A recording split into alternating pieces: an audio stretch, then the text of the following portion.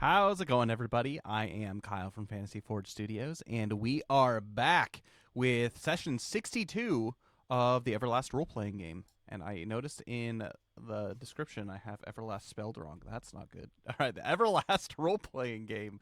We are joined here by three of our four players.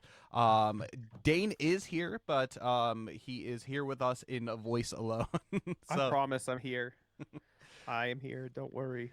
but we have a really good, hopefully, stream ahead of us. We are finally kind of at the climactic point here of this adventure, the Council of the Keys. And so, without further ado, I'm going to actually go ahead and have our players introduce themselves, starting with Max. Hello. Yes, we're all over the place today, so um, sorry for the bad camera quality. But I'm Max. I play Zill, who is the orphan of Helix. He is a tank. He is slightly naive about the world. He is the owner of a pet mouse named Waffle, but his job is to get in the way and get hit. He also realized last session that he can make a lot of money by making things, and he's excited about that. That's true. Didn't you make a what was it? A weapon that was enchanted? Yes, I did. Because you succeeded by like 5 or more on your roll, right? Yep. So I am a trained Drakensmith. So are you gonna enchant my my broadsword you're making? I'm gonna try. We'll see. Do your best. Brit's got to because- hang out there and wait until to give him a nice hope for that roll whenever that comes. Yeah, we're gonna try because I have to succeed by 5 or more, and I've got a feeling Refinium DCs are quite high. So, yeah, but it was just a Hone Steel one. But yeah, it was great. So I'm excited to have a forge on the boat, so I can get your sword done. I can make some money, and I can just do more smithing because I find it really fun. The one nice thing about the pirate adventures is like, and especially at this point, being able to install a forge on your ship, is you kind of have like a wandering forge with you, which is nice. It technically takes kind of a long. Yeah, it's nice. It technically takes a longer time to get places, so it's good to have like the ability to do stuff as opposed to just I'm just sitting on the boat for 2 weeks until we actually do Yeah. something. So, yeah, it's good stuff. Cole, your thoughts? Sorry, not your thoughts. Introduce yourself. I think that LaCroix is pretty good. Wait, what kind of LaCroix? What do we got going? Right now I'm repping Limoncello. Oh, nice. Yeah, Luxalia. He is a Silverwood Glyvin. And a Shrine Maiden of Amaterasu, who is a Guardian. Right? Yeah. Also called Kami? Yeah. So basically, in the kind of the Glyvin worldview of things, they back in the day, before they came to Everlast and immigrated over there, they were worshippers of basically earth deities, which I guess in theory are kind of demons. But they were worshippers of that, and so in order to kind of preserve or make the culture more palatable to the Glyvin, they associated names of like their old ancient deities with Everlast guardians, and so they call them kind of like Kami's god, but it's more revered as like a holy figure that basically the shrine maidens of the Silverwood are trying to convert like their own kind, and that's an easier way for like people to that they come from, the ones that the Glyvin that still worship kind of like those old pagan gods can kind of learn to kind of reintroduce themselves to kind of a new faith that way. So yes, Yeah. long story short, So anyway, yes. yes. Yeah, Koto Matsukami is also known as Alamnia. Mhm. So there you go. Those are the things I know. And yeah, she is a shrine maiden of Amaterasu who had a big conversion in life and is now dedicating her life to keeping people healthy and alive using these somewhat newfound abilities of being able to use mana to help her friends and prayer and such. And yeah, so basically she's the holy healer of the party. And it's something that's interesting to note to everybody who are watching. For just a quick reminder, is Everlast is technically a low magic world, so low magic campaign, meaning the fact that, for example, someone like Luxalia, all these adventurers can use manic arts. That's something that not everybody can do. Like it's a very impressive thing first and foremost, but it really, especially in the case of like the light sworn arts that Luxalia uses, it's like kind of like a dedication to her practice. Like very few individuals have the capabilities to do it. So where Cole kind of mentioned that they're newfound, it's true. Like it's something that's like learned, but also has been gifted through the patronage to each of them with their adventuring classes as well. And so it's kind of like their signs. Like people are like, oh, Eclaas, like I've heard of you guys. You guys are pretty cool and are kicking butt and taking names. And it's like, yeah, because they got like supernatural powers from literally Alamnia. So, yeah. Basically Padre Pio. Yeah, No. exactly. I'm basically No holes in your hands though. No bilocating either. That'd be pretty Yeah, sweet. not Maybe yet. I can do that. Zil can do that. Actually, no, he can't. He can I'm trying to think teleport. of a female example. I'm basically Joan of Arc. No, not so much. Anyway, I'm awesome. That's what. Yeah. Luxalia. Exactly. Our next character is Yuki. Hey guys, I am Dane or Forge here at Fantasy Forge Studios, and I play the character Mistletoe Yuki. She's a silver dragon from the far north city called Flamonglith in the Refinium Peaks, which is way, way, way north. She's pretty cool. She's a bard technically, however, she's not a DPS or she's not a supporty bard. She is a blade dancing bard, so she uses 2 broadswords, and through the act of dance and manic arts, slices and dices her way through the competition. So her and Belbin are the 2 DPSs that are part of the party, and she's pretty cool. She is very charismatic. She's kind of on a faith journey herself, whereas Luxalia, I would say, has kind of come to the realization of her faith journey. I think Yuki's still kind of trying to find it in a way. And it is pretty good. She's enjoying her company. She was a loner. Now she's not. She got friends. And she's feeling very virtuous at the moment. So, yeah, that's Yuki. She also has a sweet egg or something, mysterious sphere that she has with her, by the way. It's not on the boat. Okay. It's with her. Okay. Yep. Do you add that to your And- inventory? Because it's like heavy as heck. Yeah. Okay. Good. I got rid of a lot of things out of my inventory when I sold everything. That's from actually a last good thing. season. A good thing to note. A while before we do start, make sure at this point you guys have kind of sorted through your inventory. Make sure you know what you have on person and what you have left on the boat. Just to kind of keep all of that before we begin today's stream. But yeah, so that's her. She's pretty cool, and who knows? Maybe she'll get to use her broadswords again today. It's been a little while. It's been a while. Well, the last session, or it was like 3 or 4 sessions ago, you guys had a combat. So True, but she used other things. She used her sword for like 2 turns.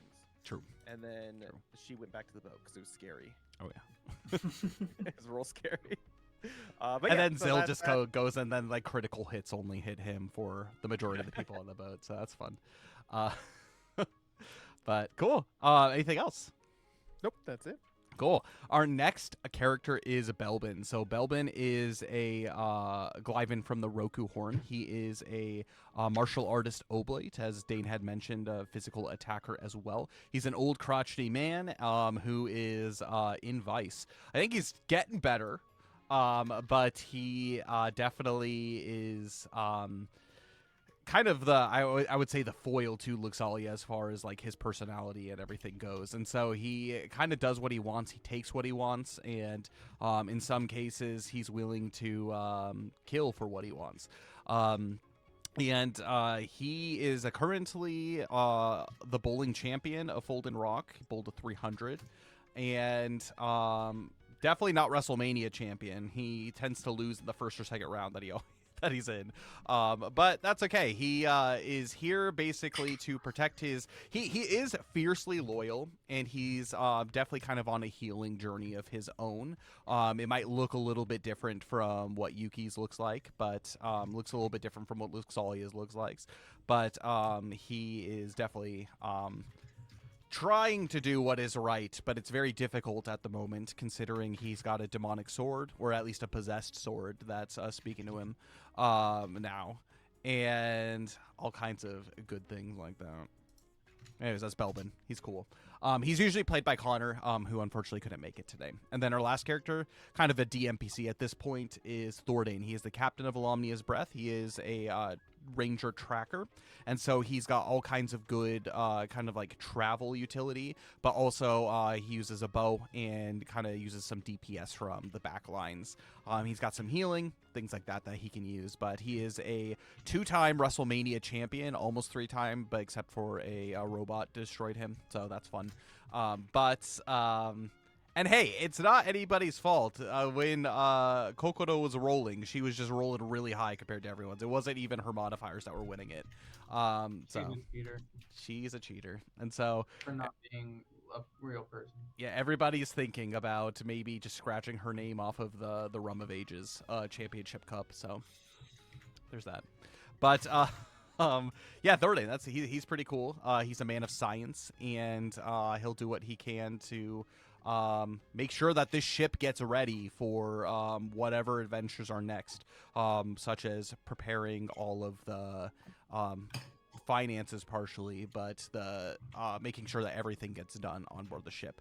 But all of Eeas, they are now making their way to the Council of the Keys, which we've had like 50 sessions leading up to the fact that it's like, hey, this is a thing. Because I think it was like session 18 or 19 that you guys met King Nalgort Cragheim and kind of talked about your adventures at Terra Bay Island, and he's just like, hey, yeah, we should probably call a Council of the Keys, so go find Aldrag and King Farrand, and you guys have just returned from that adventure in order to have this council. So a lot has kind of been building up to this moment as far as the game is concerned, and so today will be interesting session, hopefully, I think. But I am Kyle. I am the Fate Weaver, both playing with and against these players as they kind of make their stamp on the world of Everlast, but also I am the creator and writer of this game.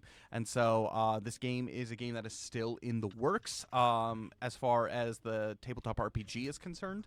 We have released the first couple sets of the Everlast TCG, so you can check out more of our stuff on our YouTube page to go look at TCG related stuff.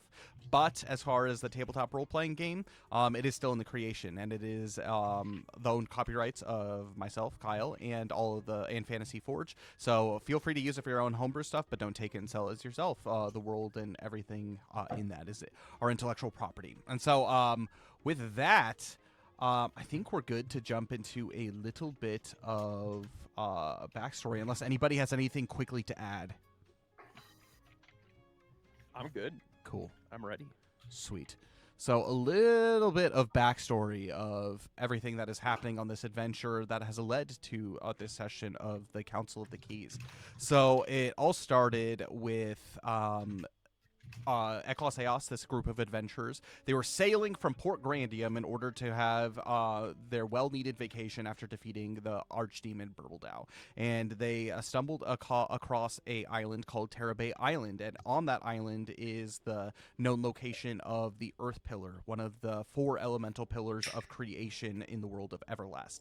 And upon descending deeper into the depths, they found out that the Order of Amandalius was slain by goblins and occultists cultist that was down there, and the cultist was performing a ritual, creating a earthen elemental to basically siphon all of the power out of the earth pillar. They showed up just in time and were able to defeat that while also gaining the earth key. And from that moment on, they became basically the owners and protectors of the earth pillar of Terror Bay Island. They made their way to Aishin Island without knowing what responsibility that they had, and they decided to take some vacation. And then a lot of events led to them going into the jungle, finding bandits, discovering a cultist who was the worshiper of the archdemon LaFonte, defeating him and foiling their plans, and making their way to Flomberge, to where they found out King Nalgorit Cragheim, who is the keeper, or basically the king of the Gold Draken, but also keeper of the Flame Key and the Earth Pillar.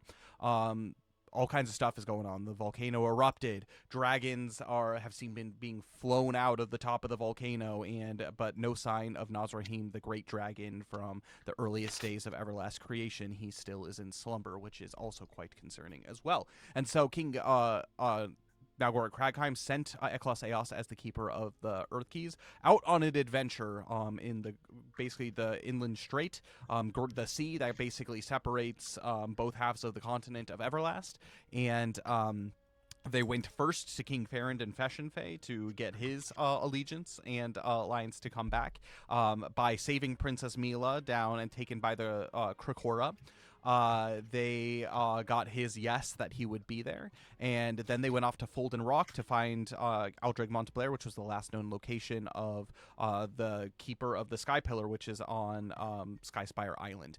They discovered a lot of stuff in Folden Rock over the course of a few days. Not only that there was basically like an underground black market of basically valuable items being sold there, but there was also possession of Thavalia, one of the Feshenfei elves who had gone missing, basically a Feshenfei scholar who had gone missing, and turned out that she was taken and possessed by the demon Amoneth.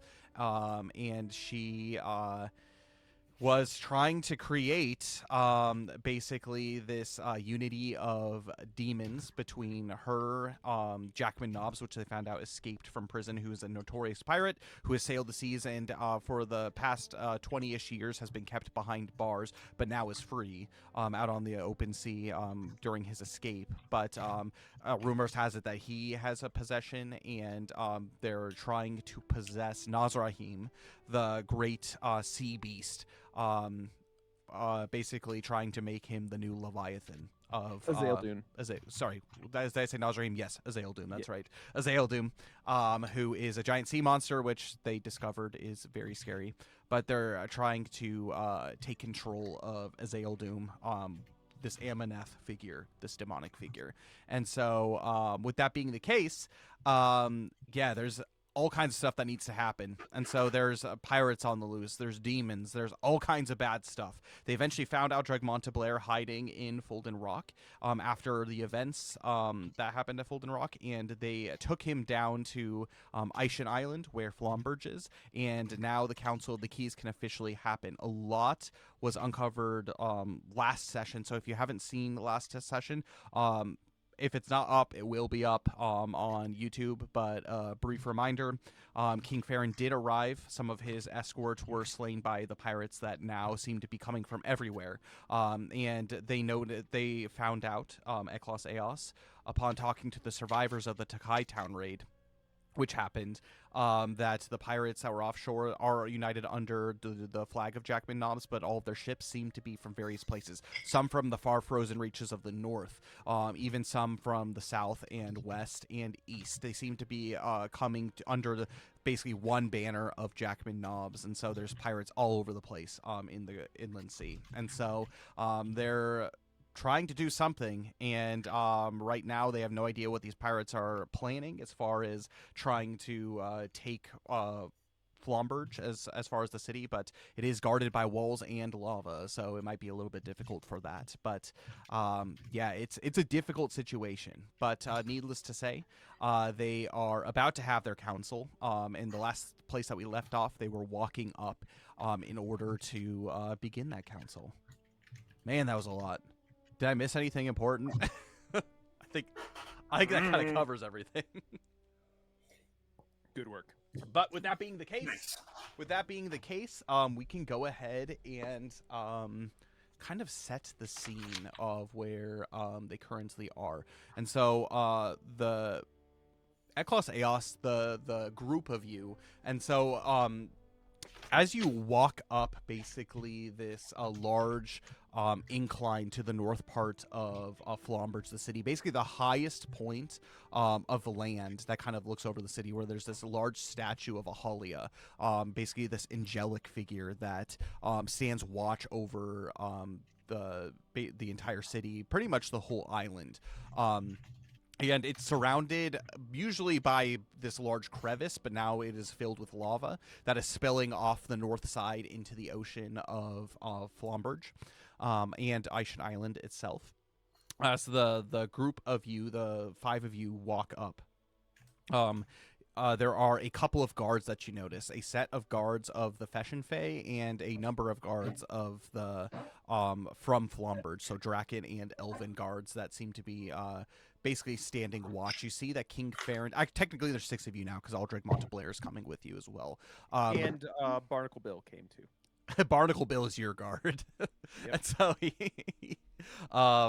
you guys have, as you walk up kind of like this hill to the pinnacle where this statue is, you see King Farron and King Nalgoric Cragheim both sitting in basically these stone chairs that seem to be almost built into the side. There are extra chairs that have been added for the remainder of the party.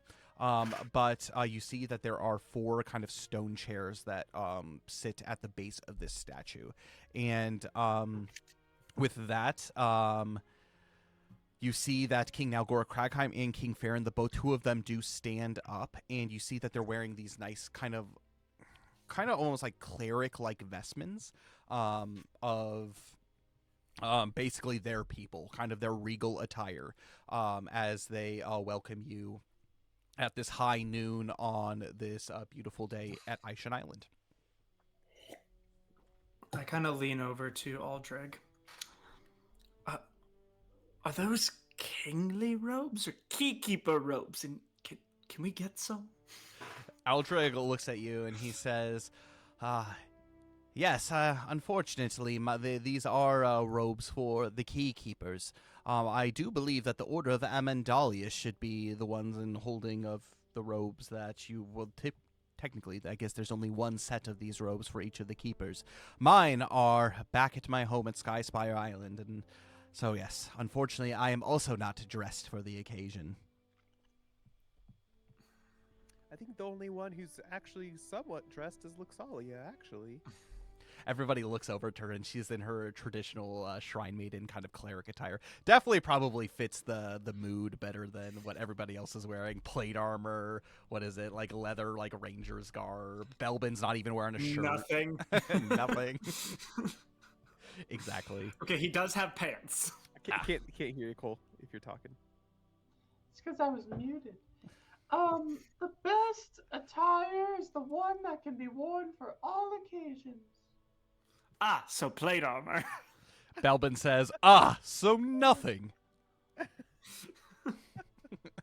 Yuki face palms.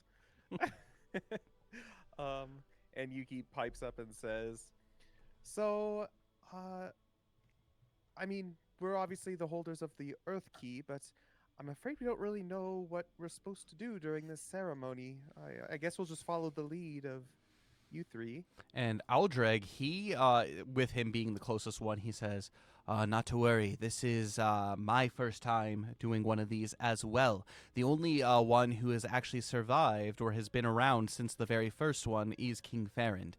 So he will be the one leading the proceedings of this. Yes, while it is located here at Flomberge, it is not the sole responsibility of King Nalgoric Cragheim to lead such matters. And so because King Farron is the most elder of the group, he will be the one leading the proceedings. So just follow his lead, as I will be, and I'm sure we will be fine. Yuki takes the key out of Gloof and just has it in hand for whatever needs to happen. The group of you walk... It's in my... It's in my inventory. It's in your inventory? Yeah, but who knows? Never how long he- mind. I thought I had it. Go ahead if you have it. Zill unkeysters the ring. I never keistered it. That's true. I don't know. It might be in Gloof. I have it written down for some reason, but I just kind of dig through. Got it. Got it. Got it. Here it is. Eldreg pulls out his Yeah, I key also have it too. written down. One of us has it. It's okay. We'll say Zill had it. And this is actually the first time that the group of you are seeing keys outside of your specific keys. And they all look very beautiful, like highly adorned, as if kind of masterclass jewelers crafted these. Yours seems to be kind of the most humble of the keys. It is kind of like this almost like bronzes brass look, but it does have a beautiful emerald encrusted in the middle of it. Probably, most likely, the other keys are kept safely, whether it's in boxes or something like that. But just off of first glance, your key seems to have been, outside of just you carrying it around, seems to be traveling with whoever it goes with. And so, Might some say our key is the most down to earth? Oh, nice. make a charm skill check. Oh crap! You're so charming, though. Two. Everybody just face palms, and they're just like, oh, haven't heard that one before. King Nalgoric rolls his eyes. But the group of you make your way to kind of like this central ring of chairs. And with that, you each find your places. How are you seated? So King Farrand is actually going to be the one that's kind of like at the peak. And so the chairs are, so there's kind of like two in the center, kind of two on the wings. And then there's been a group of an additional kind of 4 chairs that are set like basically mirroring the other side. So how are you guys seated in this? Well, Thordain's the captain, so I think he should sit with the regal people. So in the stone chair. Yeah. Okay. And then the rest of us should sit by ourselves. Thordain holds his hand out for the Earth Pillar key. And we give it to him. He takes it. And as you all kind of take your places, King Farrand, he says, "So, we have business to attend to. Please, everybody, take a seat. There's much to be discussed." And with that being the case, the group of you look up at, because you guys are facing the statue, where everybody else is kind of facing away down into the city. But the group of you are facing it. And as you look up, you see kind of like this very impressive, Halia figure that's looming over you. I'm going to actually have all of you make knowledge skill checks. Zill and Belbin could have theirs at with Hope. 13. I can roll for Thordain. 11. That's it. Do you want me to roll for Belbin then? Yeah, if you don't mind. Or do you got Max? Knowledge, you Zill? said? Yeah, knowledge. Dane, actually, if you want to roll for Thordain, if you have his character sheet pulled up, go ahead. Yeah, I do. Or 4? It's okay. Zill got 11. Belbin got 15. You have a ability, right, Luxalia, that gives you bonuses for if this is like something religious. yeah, Yeah, you can go ahead and apply that bonus, whatever that is. I don't know if it's hope or if it's 5 just a plus 2. 15 for Thordain. 15 for Thordain. is a +1. Okay, +1. So okay, let me go in order. Zill, what did you get? 11. 11, and then 5 for Luxalia. Yuki got what? 13. 13. Thordain got what? Thordain got 15. And Belbin got what? 15. 15. All right. So, Luxalia, as you look at this figure, you seem to be a little perplexed by it. You're unsure if it's because of its weathering, but there doesn't seem to be kind of any familiarity outside of the first time that you visited this place and your first visit to Flomberge. However, the rest of you seem to kind of have a decent idea of who this possibly can be. There's many pieces of it that kind of do stand out. One of which, Yuki, as you look at this kind of solemn statue figure, this impressive statue figure, you see that it is standing pretty stoic, but it's holding something out in front of it. It looks to be some kind of a bow. And the bow has a very familiar curvature, and which Thordain actually points out, and he says, "Wow, that looks quite impressive, almost as if we have that in our inventory," as he looks to whoever is keeping that. I think it's Gloof. Who does have it? It might be the Gloof bag. I think I have it. Yeah. Is it Zil? Yeah. Okay. Yeah, I've got the great bow. I don't know who has we have the string, right? Yeah, you have the Yeah. string and the bow. I just have the bow. Mhm. Okay. And Zil and Belbin, both of you actually recognize this figure as Altuliant, the Halia that actually showed itself to you way back when you were in the caves of Azael, after you were attacked by Azael Doom.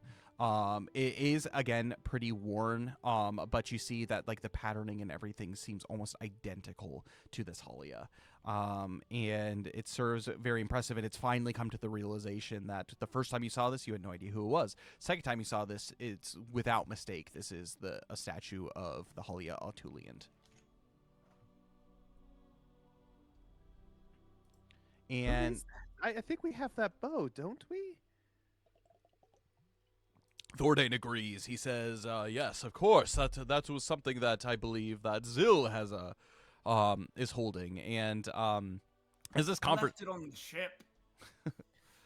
and I have the string that goes with it, but I think a string without a bow and a bow without a string is useless, right? King Farrand, he actually pipes up as you're having this conversation, and he says, "What is it that you're discussing?" And he kind of looks to the two of you and then looks up at the statue of Altuliant, and he says, "You can't be speaking of the Bow of Legend, can you?" That, or we have a bow and a string that goes with it that look very, very, very similar to it.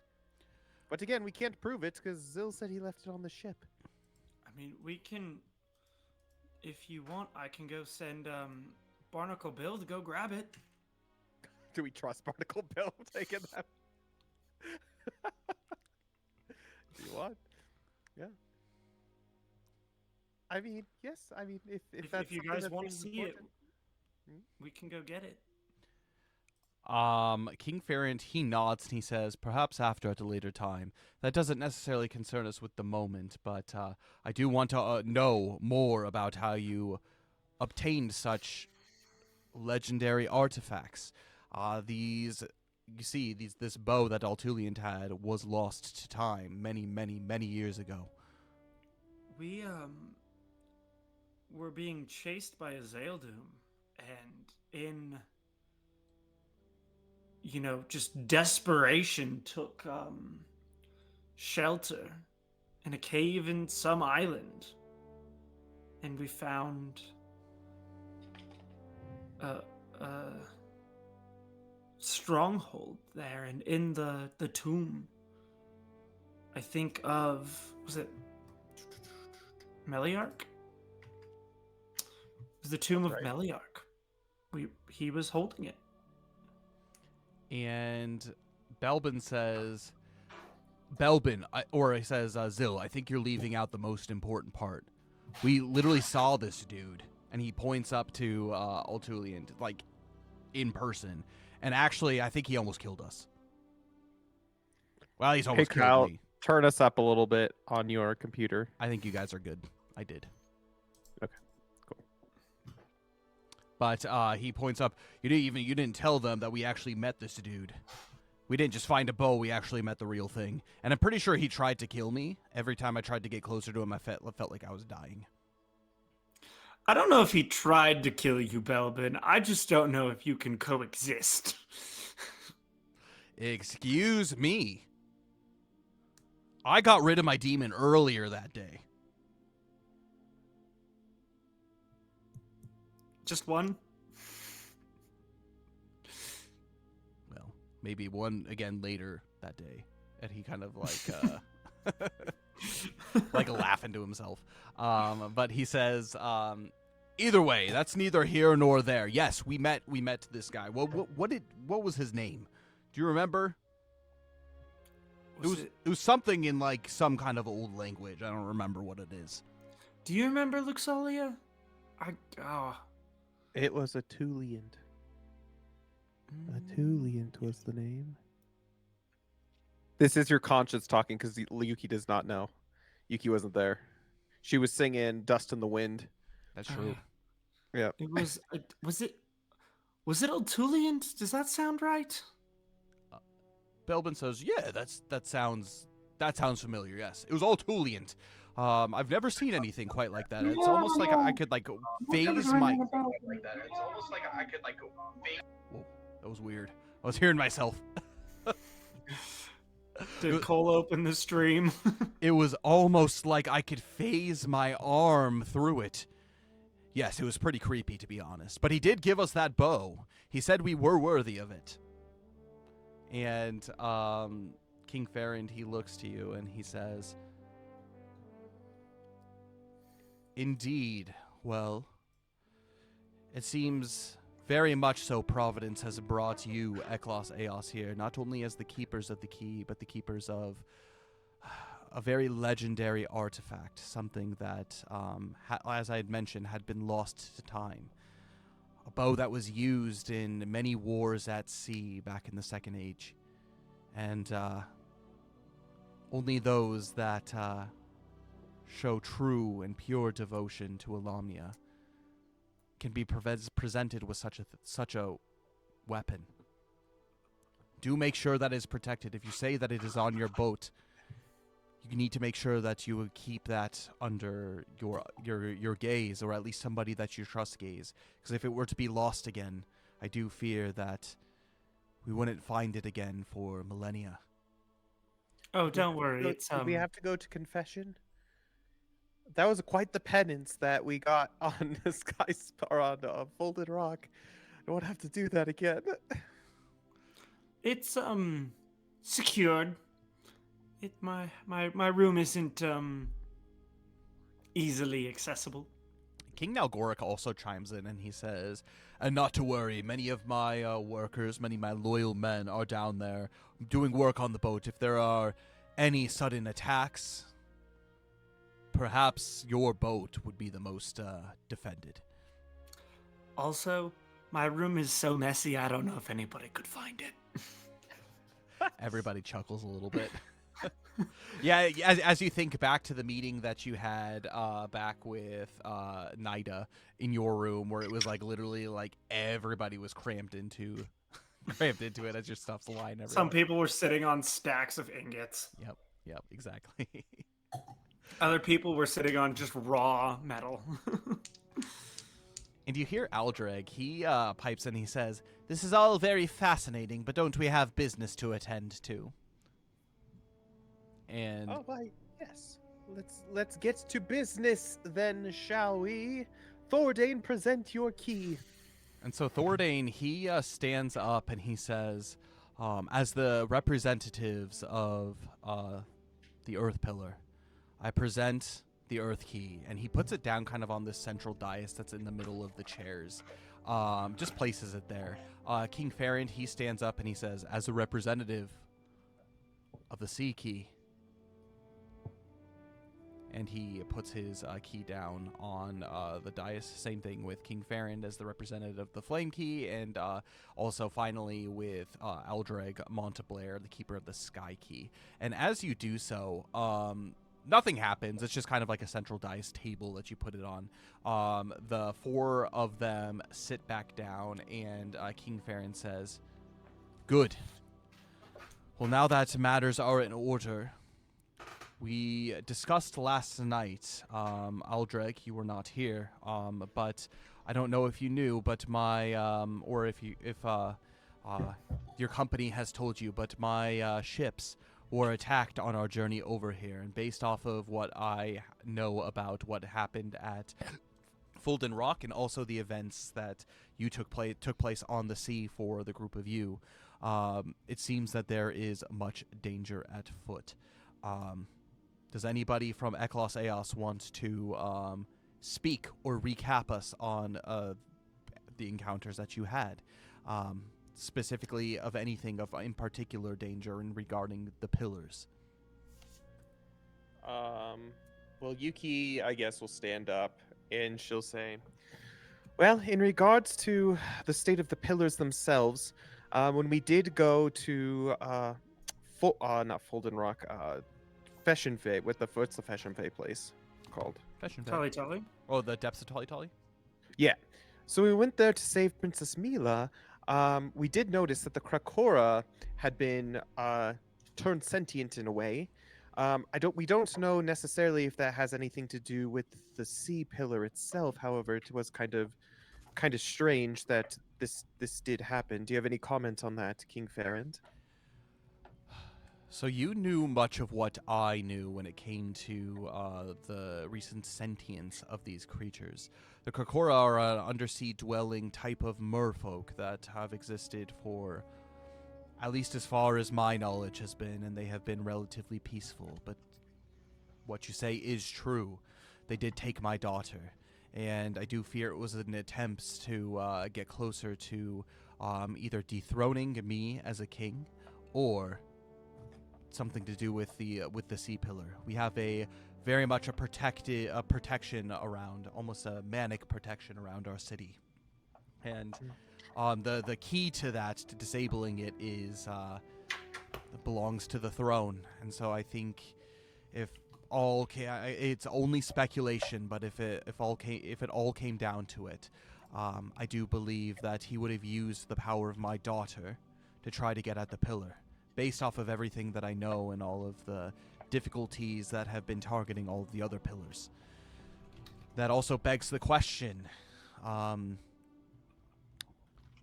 He pulls out of a satchel that is hanging from his, basically his hip, a large jar, and inside of it you see this ooze. It is a ooze that all of you begin to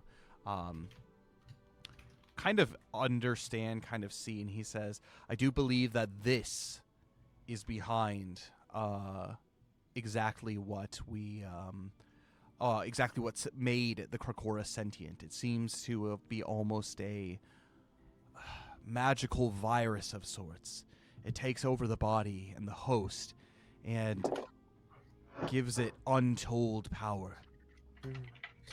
I'm assuming this is the same one we gave him when we returned to Fashion Fae. It is. Oh yes. Now that you speak about that, Rollo Beaumont had said that this specifically was the most valuable thing that he had at the black market at Fulden Rock, because it was pure potential, and this was actually what was going to be used during the ritual in which we freed Favalia from her demonic state. So that makes much more sense. Well, this is something that I had not been told. Would anyone like to elaborate on that? And King Ferrand, he puts this basically on, like, center of the dais, like in the middle, still in this jar, and so you can see it as it's kind of like squirming and moving about as far as it goes. And he says, for clarification, this is one that we had found months ago. Just kind of a refresher to you guys. The ooze that you guys had not officially been enchanted, if that's to say. Okay. It was just like the slime that was like the potential. But yes, it looks exactly the same, except for this one seems to be sentient, kind of, and like moving around and trying to get out. Okay. So, would anyone like to elaborate on what you had heard? Or what you have discovered about this? This has been something that has been perplexing even my greatest scholars. They've never come across something like this. Whatever this curse is. So, and looks like Yuki's trying to think back to the conversation that Zill and Yuki had with Rollo Beaumont before they had infiltrated during the ceremony, when basically Rollo was showing off like all of the trinkets and stuff that we could potentially win at the auction. Um, and so she goes into explaining that the slime, this comes from a common slime. It's not anything that's rare necessarily, but it's the potential that's there, and it's something that in the wrong hands, using what we can assume at this point because of the demon void magic, by through the use of that, is able to create something horrible. Like, in fact, it was going to be used on Zill during the ceremony to give him more power, right? Is that right? Am I remembering that I think correctly? she said the power over life and death. Yeah, there we go. So, but we didn't actually see it. In fact, we stopped Favalia in her plan, and we freed her from a demon called Amoneth. Amoneth. MNF. Amoneth. Uh, in which Jack, I don't know if you know Jack of the Rangers of Helix. He happened to be there and did the exorcism himself. And so, if it wasn't for him and his valiant effort, then Favalia wouldn't be alive. I think she might be the one to get more information about this specifically. And Yuki turns to King Farrand and says, "Has she returned to Feshenfei? She said that she was heading that way after we had freed her from her demonic state." King Farrand, he thinks you can see that you've caught him in a deep thought, and he says, yes, she has returned. And he seems to be almost gazing at this like jar and the kind of the wiggling almost, and it's difficult to tell whether he's disturbed or fascinated by it. But he's like, yes, Thavalia, she did end up returning, and her friends and family greeted her warmly. As he's kind of like drifting off looking at this, and King Nalgoric Kragheim, he actually chimes in too, and he says, "You say that this can grant you the power of life and death. I believe that is only possible through the grace and work of Alomnia via..." And he points basically towards the volcano. "The flame pillar. They say that it itself holds mana. Mana that harnesses the power of life and death. Again, spiritual energy that comes directly from the Creator. This is an abomination, a mere falsity to what Alomnia's power truly is. I don't like it one bit." I don't think any of us like it too, and the fact that it's here so close to the pillar, I think we should keep this thing as far away from it as possible. And King Nalgoric, he continues, and he says, "You said that there was a ritual to create this substance," and he points at the ooze. What have you experienced it actually doing? Yes, it makes things sentient, but have you seen it do anything else? It looks perfectly harmless as it is." Trying to think, have we seen it in action? No. Can I make some sort of knowledge check about any specific time on our adventure, putting two and two together in which Yeah. we could have seen it? Make a aside from the wisdom Krokora? skill check. You can do that with hope, because I would assume that like the group of you are like thinking about this, so it's kind of like a group check. So yeah, 12. 12. Yes, the one thing that you did see it do is it not only made the Krokora sentient, but after the defeating of basically the king of the Krokora, it split basically apart from his guards, and it turned him into a beast. Turned him into that Hydra, if you remember.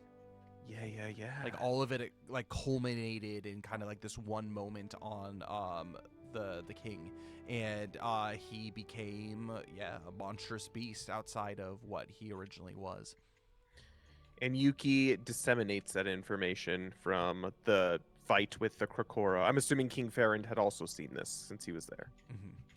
And with that, Aldreg, he says, King Farrand, Lord Farrand, are you okay? And he actually takes basically like a handkerchief from his pocket and he puts it over the jar on the table. And with that, it almost seems to kind of like break this trance that King Farrand is in. And he gets up, he walks over, he takes the jar and he puts it back into his bag and he says, I'm sorry. I've spent so much time trying to figure out what this is and what it could mean. How easy, and he refers back to the group of you at Eclaas, how easy would it be to create many copies of this? Was there anything special? I know that there was a ceremony that you underwent, but do you know if there were any special circumstances that there needed to be in order to create such a thing, or if it is just given away freely? If Amaneth really wants to set this free, you would think he would make as many of it as possible, setting it on all kinds of evil creatures. Yeah, Yuki looks over to Zill, kind of trying to remember what Favalia said specifically, but says that, well, they were saying that this would be going to the highest bidder, and if I remember correctly, it had to be someone who was worthy to be able to, worthy, maybe not the right word, had the physical strength. Yeah, the strength to be able to endure it, because it wasn't for the faint of heart. I'm not sure if that means that if this tried to take or attach itself to something that didn't have a lot of constitution, maybe it would not fully take form or what. However, she was pretty, when we had won it at the auction, she was pretty determined that Zill was the one who it needed to combine with. Interesting. Yes, it definitely didn't seem like just anyone could use this. Eldreg Monteblair, he chimes in and he says, this is curious. I have created a number of machines in my time that I could use to dissect this and see exactly what it is. And he thinks very carefully, using very careful word choice, as he says, to see its properties, to see how we could prevent such a thing from happening. Unless you think it is something that is just a pure divine spirit or abyssal spirit. And he kind of like strokes basically his like facial hair, which has kind of grown a little wild at this point. You could tell that it's been a while that he hasn't shaved. And he says, yes, if you would permit me to do so, I can study this further, King Farrand. King Farrand hesitates, and he looks to you, the group of you, to see what to do. You've had more experience with this than anybody. And yet we still understand it so little. Yeah, I just think we need to take the utmost precaution when it comes to dealing with this.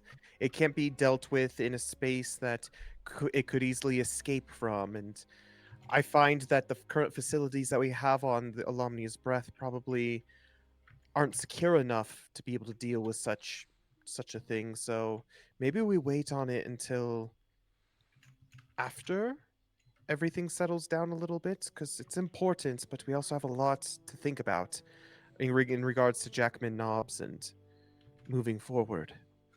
I'm going to have Luxalia make an elemental skill check for me. Luxalia, would you make a... Yeah, okay, cool. Yes, that's going to be 14. You can very, very much sense like a strong manic presence coming from this, but something doesn't feel quite right. It was difficult to really kind of feel it down in the depths of Tolly Tolly, particularly with your hood that you had over. But you kind of almost feel like this like strange like calming, this strange kind of almost like a relaxation as you kind of think about this, like as if you're like drawn closer to it, almost as if this substance itself doesn't need to travel to get what it wants, almost as if it pulls something in a way, like kind of like a magnet. It gets what it wants in a specific way, but it's weird because again, it definitely feels like it's manic, but it's clearly not. Yeah. We're still talking about the ooze, right? Yes. Yep. The ooze. Okay. And I'm just now noticing this.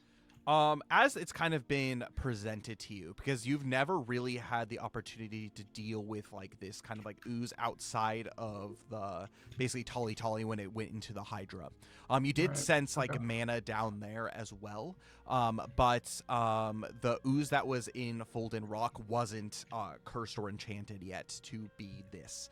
And so whatever ritual goes through in order to make it, you can feel that it's almost kind of like, I think the best way to say is it's an imitation of mana. It's not, it's false. It's not real, but it has like very convincing effects that it is. So, this stuff is interesting. I didn't notice it before, but it seems to have a drawing effect. Like it draws its victim towards it, it lures it in instead of going after it, for one thing.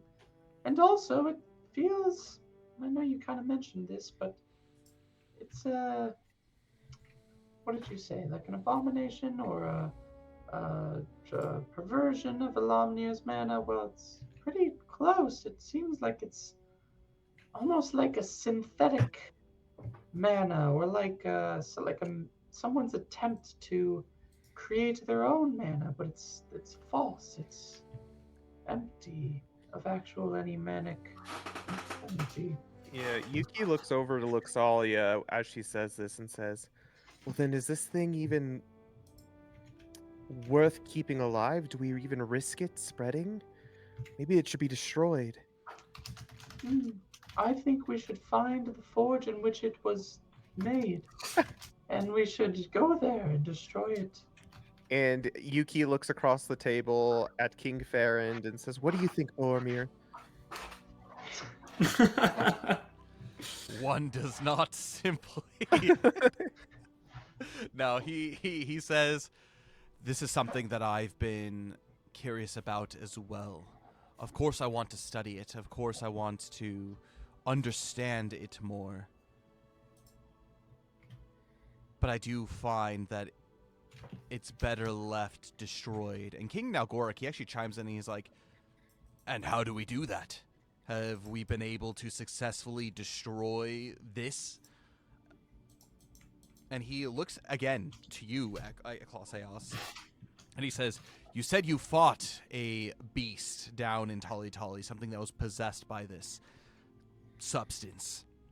How did you destroy it then? Well, I don't know if we actually destroyed the substance itself. It seems more we destroyed what it created. Is that correct? Am I remembering incorrectly? Yes. Yeah, we just fought it like we would any other giant abomination. I'm trying to remember, Kyle. Was there any specific criteria we needed to lower meet the water level. Yeah, I know we had to do something like that. But that was more so to keep it from being powerful, wasn't it? Like, because it had its, like, underwater actions that it could use. Yeah. Was there any specific, I can't remember off the top of my head, mechanic we had to do to actually completely destroy the Hydra? Well, you had to chop all of its heads and basically Heads, yeah. in one go as the typical Hydra fashion. But Thordane actually does chime in and he says, from what I do remember from our encounter with the beast at the depths of Tolly Tolly, We saved Princess Mila and we escaped without destroying whatever substance it was. It didn't present itself, meaning if it's still alive, it is locked away in that vault down in the depths of Tali Tali. There is no organic material left for it to possess, meaning if it still does live, it's trapped in there. That place was, from what I could tell, completely safe as far as things not being able to get in or out of it. Well, Where did you say you got this one? King Farrand, he said,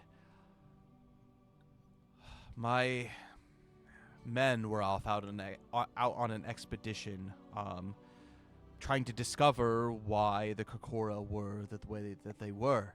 And while they were out on that expedition, they dove down to the depths and they found, they said it was a shipwreck. They said it was barely recognizable as such. But inside, there was this. They were able to harness it. They had a bottle with them. They were able to grab it and scoop it in. They had never seen a substance like this before. No one has ever heard of a slime that survives underwater.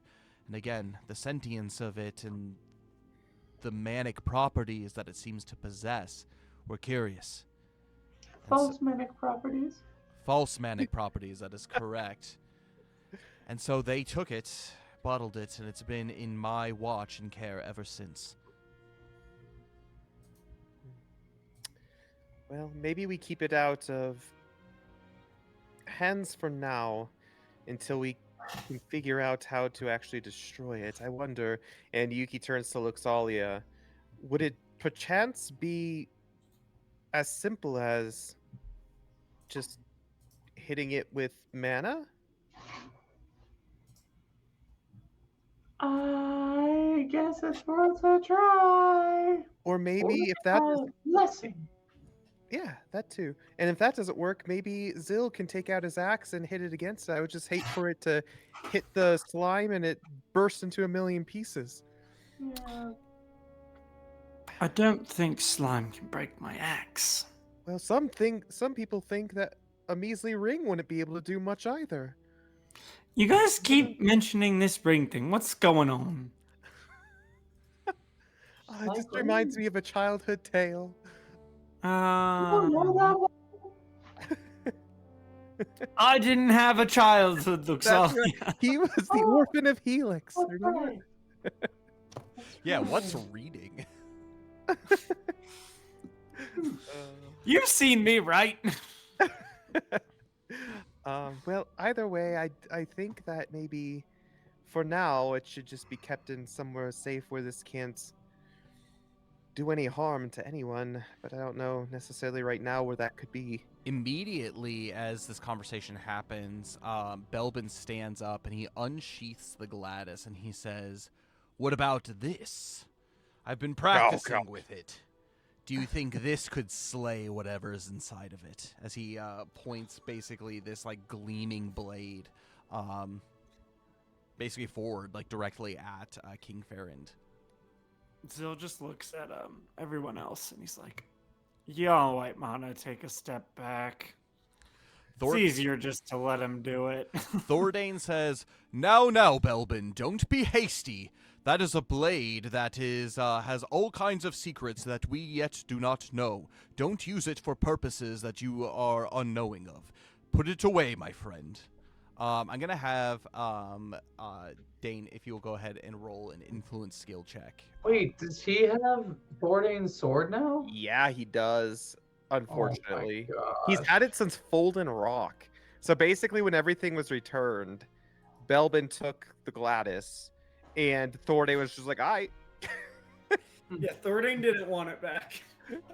Got it. What did you say, Kyle? What kind of check? Influence skill check. Okay. Hmm. Okay, 9 plus 1, 10. 10. Belbin kind of looks for a moment at Thordane and he says, "Fine, I'm only trying to help." And he sheaths the sword and he sits back down. Yuki leans over to Zill and whispers, "Yeah, I think it's a bad idea for a cursed sword to be potentially absorbed by such a thing as that." Yeah, probably. But what can we do? It's Belbin. I guess.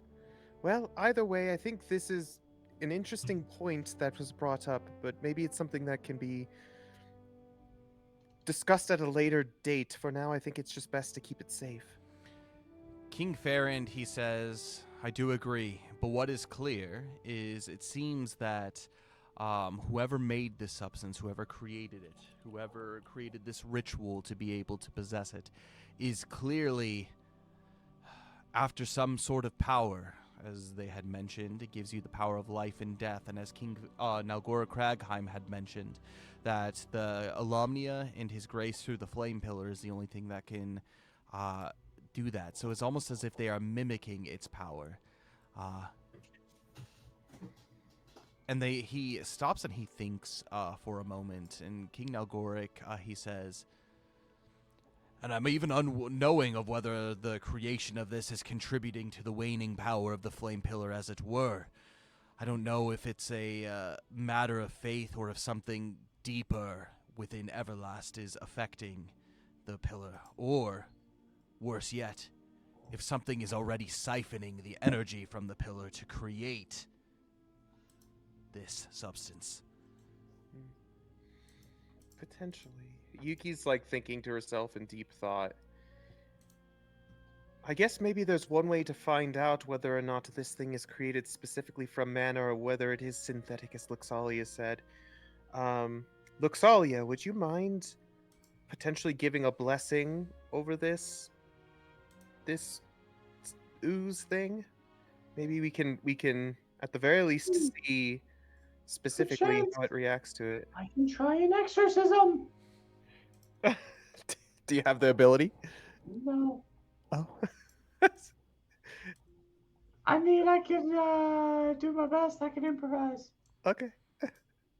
It's the faith alone that's the most important part, right? Yes. Alumnia. King Farrand, before you start this, King Farrand, he takes it and takes the jar out and he puts it back on the central pillar and he says, "If you think it's worth a try, go ahead." Okay. Alumnia, send back this filth from which it came. Is anything out there? I'm gonna have you make a piety skill check for me. Nice.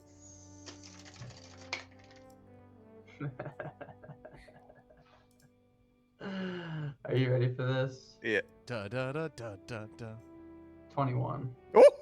My gosh. I rolled a nat 16. Oh! Man. Nice. As you say this prayer, send back this filth from which it came.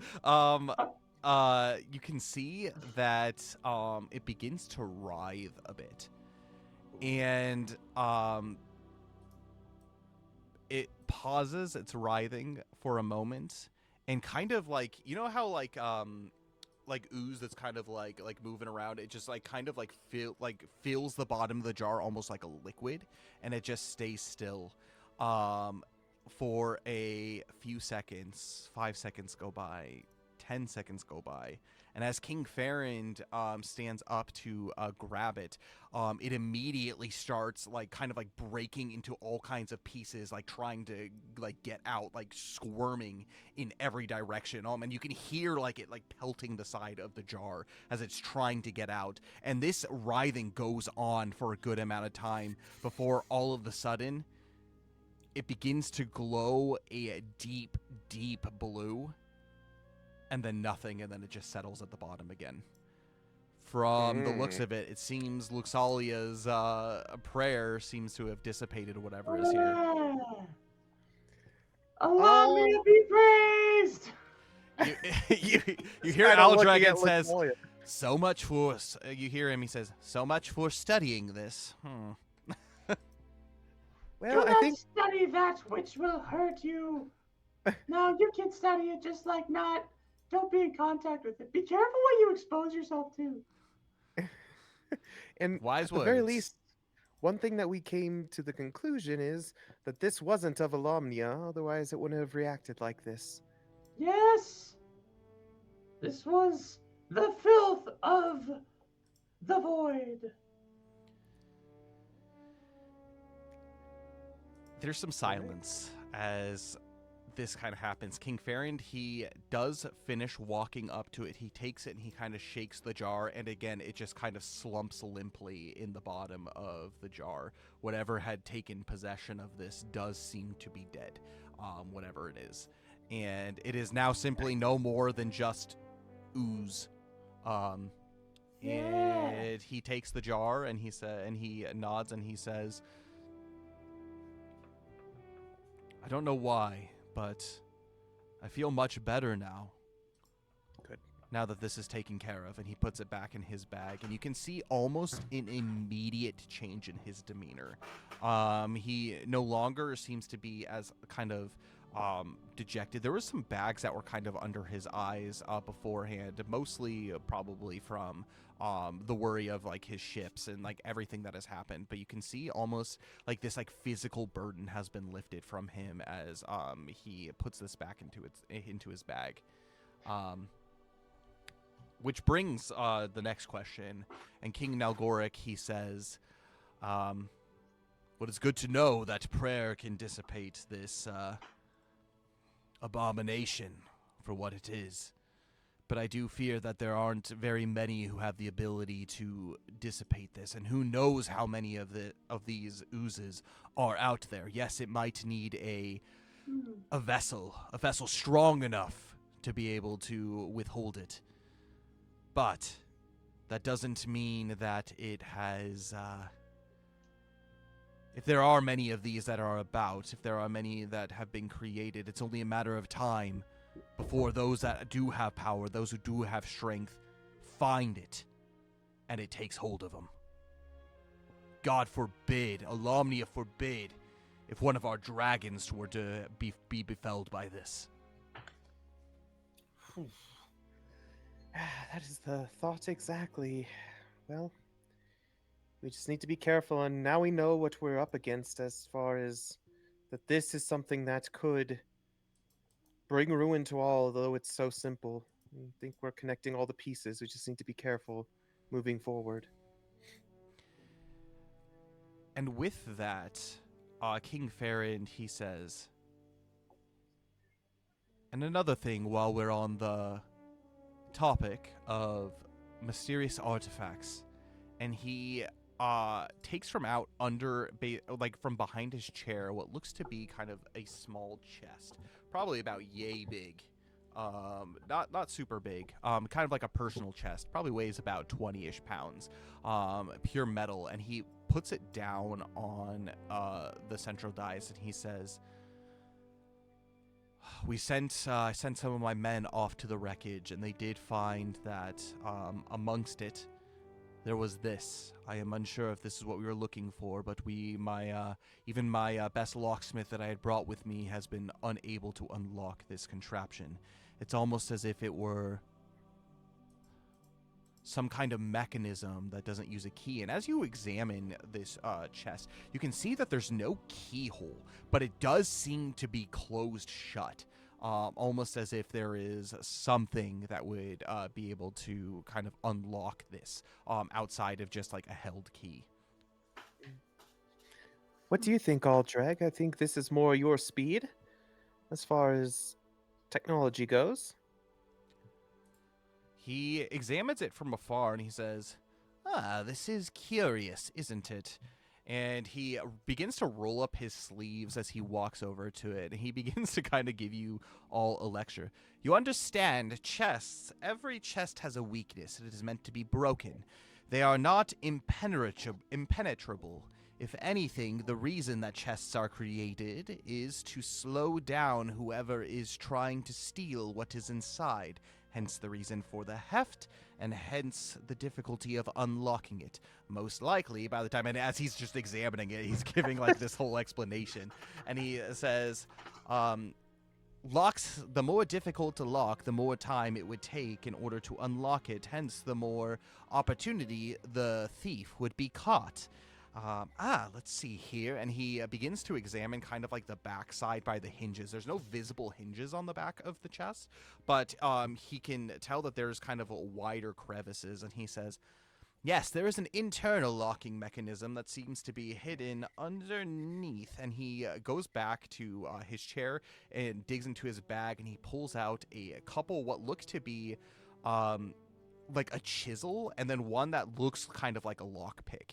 And he says, this should take me but a mere moment. And he slides in kind of on that backside, the chisel, and barely pinches it to the basically the kind of more flush side, and he's able to kind of pry it open just enough to where he can slide his lockpick in.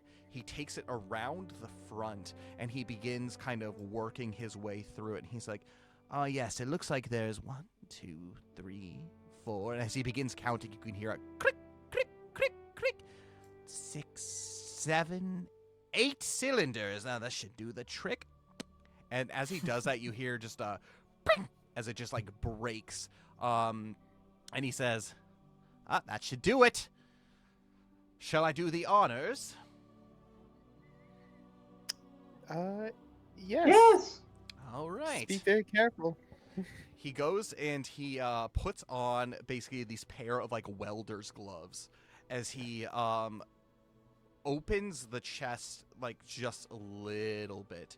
And as he does so, Zill, you feel this overwhelming sense of void energy come from within. Like overwhelming, almost as if like the chest itself was able to keep it at bay. And as he does so, he opens it up and he looks inside and he says, oh, this is a curious stone, isn't it? And he picks it up, and it probably is about I the would not size- grab that. Oh, don't worry, I'm wearing protection. As he holds it up. I still would not grab that. Do you know what this is? No, but it is connected to the void somehow. Oh, and he kind of just like drops it into the bag and just rolls off his fingers. Says, I'm glad I wore the gloves, as he kind of just brushes them off, and he goes and he says, you says it's connected to the void. Well, it looks like a stone, and you all were able to get a decent glimpse of it. It probably is about the size of like 2 like handfuls, and it kind of has like almost like kind of like a crystal type shape to it. It's mostly made of kind of like this black stone, but every now and then you see that there's kind of like this like almost like red glass to it on the sides. That's a void crystal right there. Oh yeah, it is. Oof. That's. I don't know if Luxalia knows that though. Well, you guys have experienced void crystals down in the Subterran back in Oh, your first yeah. adventures. Do I recognize this as a Yeah. void crystal? It's without question the largest void crystal you have ever seen. Oh wow, they were packing heat. We should probably seal that up and destroy it and never talk about this again. The problem is I broke the locks, you see. Well, Looks that's all gonna do you want to do pray it. for it again? Yes. I'll pray that I love you. Before you do this, You're Luxalia, I'm going to have nice. everybody make faith survival checks for me. Oh my Oh god. my god. Oh gosh. Wait. Okay. Do I have a thing? I think I have an art for this. Uh-huh. Uh-huh. Uh-huh. Yeah, can I? I guess it's not a reflex support action. Well, you could but- just use it. Like that basically only counts if it's inside of combat, is like the Okay. actions that's used. But outside of combat, you can just use them kind of as like your normal actions that you use. Okay. So I don't. Oh man, remind me now what we're doing with mana again. I have 20, and I can use as much as. yep, however much it costs with Yeah. that. And how do I restore it again? Basically you Just restore mana potions, or? like basically like road rest will restore a certain amount of it. Basically, it's got piety skill Okay. checks at the end of the day. So it's kind of like a Got regenerative. It's mana not potions too. and so mana if you need- potions, things like yeah. that. So. Yuki got an How 18. many of us are there? 5. 5, 6 and then there's including me. 6, 7, 8 of you total. Okay. Oh boy. 1, 2, 3, 4, 5. I'll cast, I guess, it 8 times. Is everyone making this check or just us? Everybody is. Oh gosh, I guess I'll cast. Oh man. I'll cast Shimmer 8 times. Yeah, I don't know if I have the time for that, but like the second that this chest is opened and you notice that is a void crystal, you just begin casting this like on everybody. So explain to me what Shimmer does. yeah. The target gains a +2 modifier to all mind, faith, and charm survival checks. Well, I for already next rolled. So if you 1d4 don't want to do combat one round. for Yuki, she did real good. Well, you got a Well, 20 I already did it. for so the too bad. modifier, so For one So- combat round. What does it All do? right. Wait. for Sorry. 10 You seconds. You get a +2. Hey. It's pretty good. It's a dirty, Dirty 16. 16? 14. Yeah. Wow. And then Oh, it was an no. 18 for Yuki. If she's taken that, I guess it'll be a 8? 20. Oh no. Aldreg, you got a 9. King Nalgoric got a 12, and King Farrand got a 10. Man. With the shimmer? With the Oh, shimmer. So well. Faith? Faith. Oh, that's just that stat. Oh, Yeah. okay. Yeah. My faith's good. I would hope so. I would too. 12. 12. Everybody who got That's +10. oh my gosh. I rolled a 2. Everybody who got below a 10 takes 6 points of misery. Oh my gosh. Whoa. Aldreg. Belbin screwed. What did Belbin get? Yeah, what did Belbin roll? 16? I didn't roll. Oh, Dirty 16? I got him. Faith survival. Well, he rolled a 12, so Oh, good. plus Okay. 2, 19. Cool. Everybody else takes 2 points of misery. Oh my gosh. Oh my goodness. No. 2 points of misery. Ooh. And if we're in Um, virtue, we just Just go down. Just You're just subtract counting it. down. yeah. Okay. Bummer. Mine says 9/15 virtue. What does that mean? So you're at 9 of 15. So 15 is maxed out So 7. on your virtue. Ouch. And Is Belbin done for? Is he out of the party now because of that? No, no, he's Alright. doing he okay. actually is still neutral.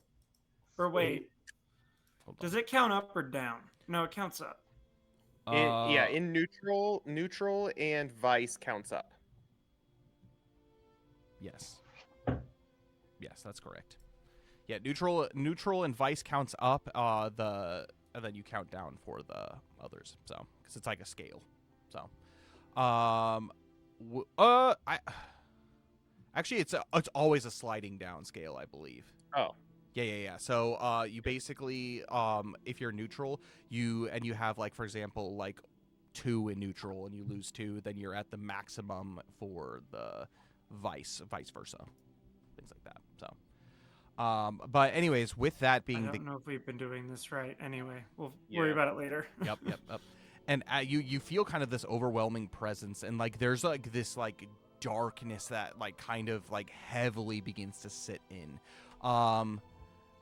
With this being the case, you kind of begin the lot of you kind of begin to have flashbacks to your time in the Subterran, and kind of like the overwhelming like presence of the void that you had felt there. And Thordane jumps and lunges at the box and like places it down shut, as he says, and basically as he does this, and he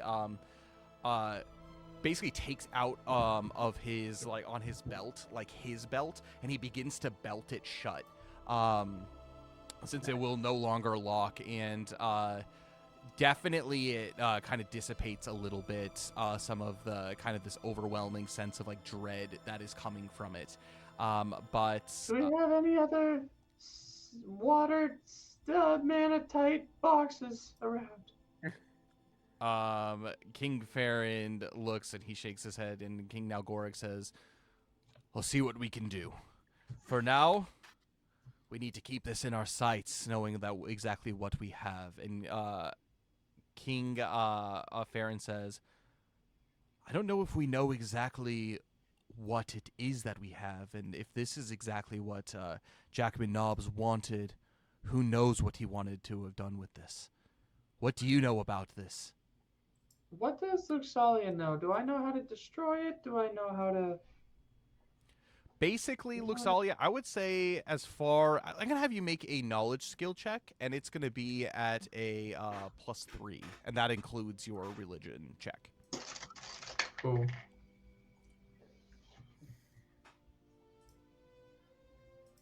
Math. 13. 13.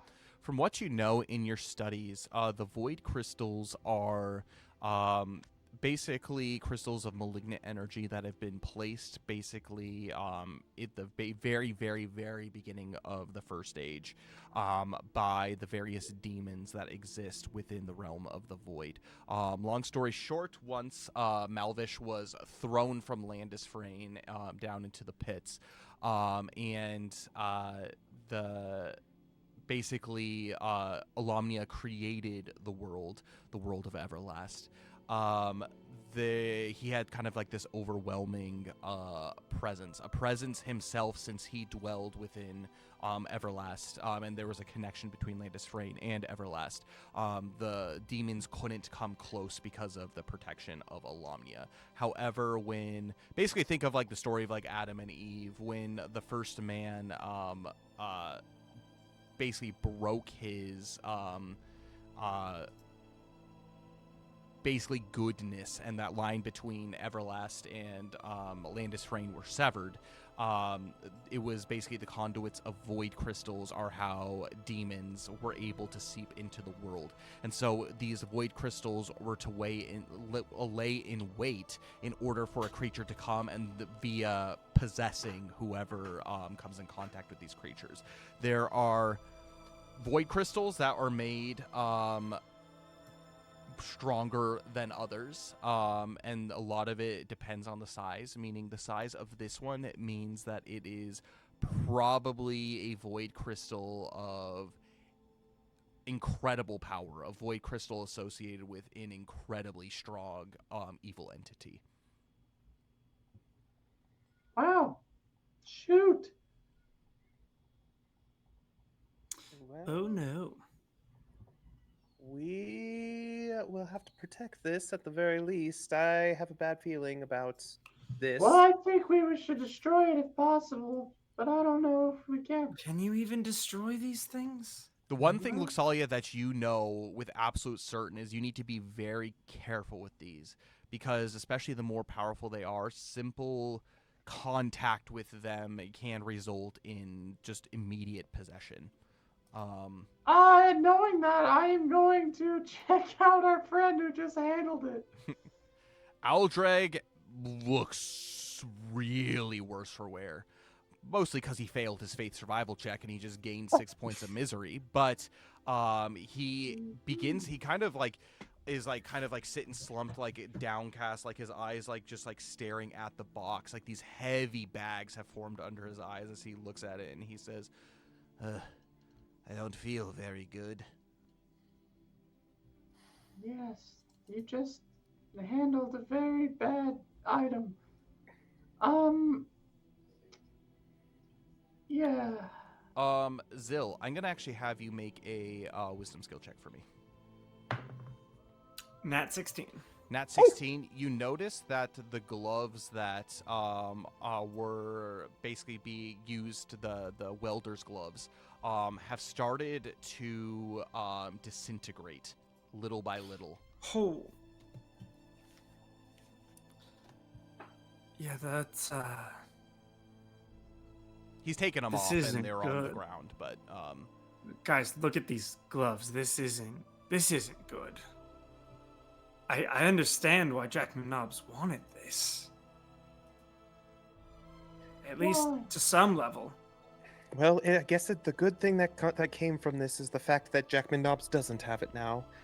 But at the same Yes. time, we need to protect this with everything that we Yes. have until whatever conflict ahead lies is over.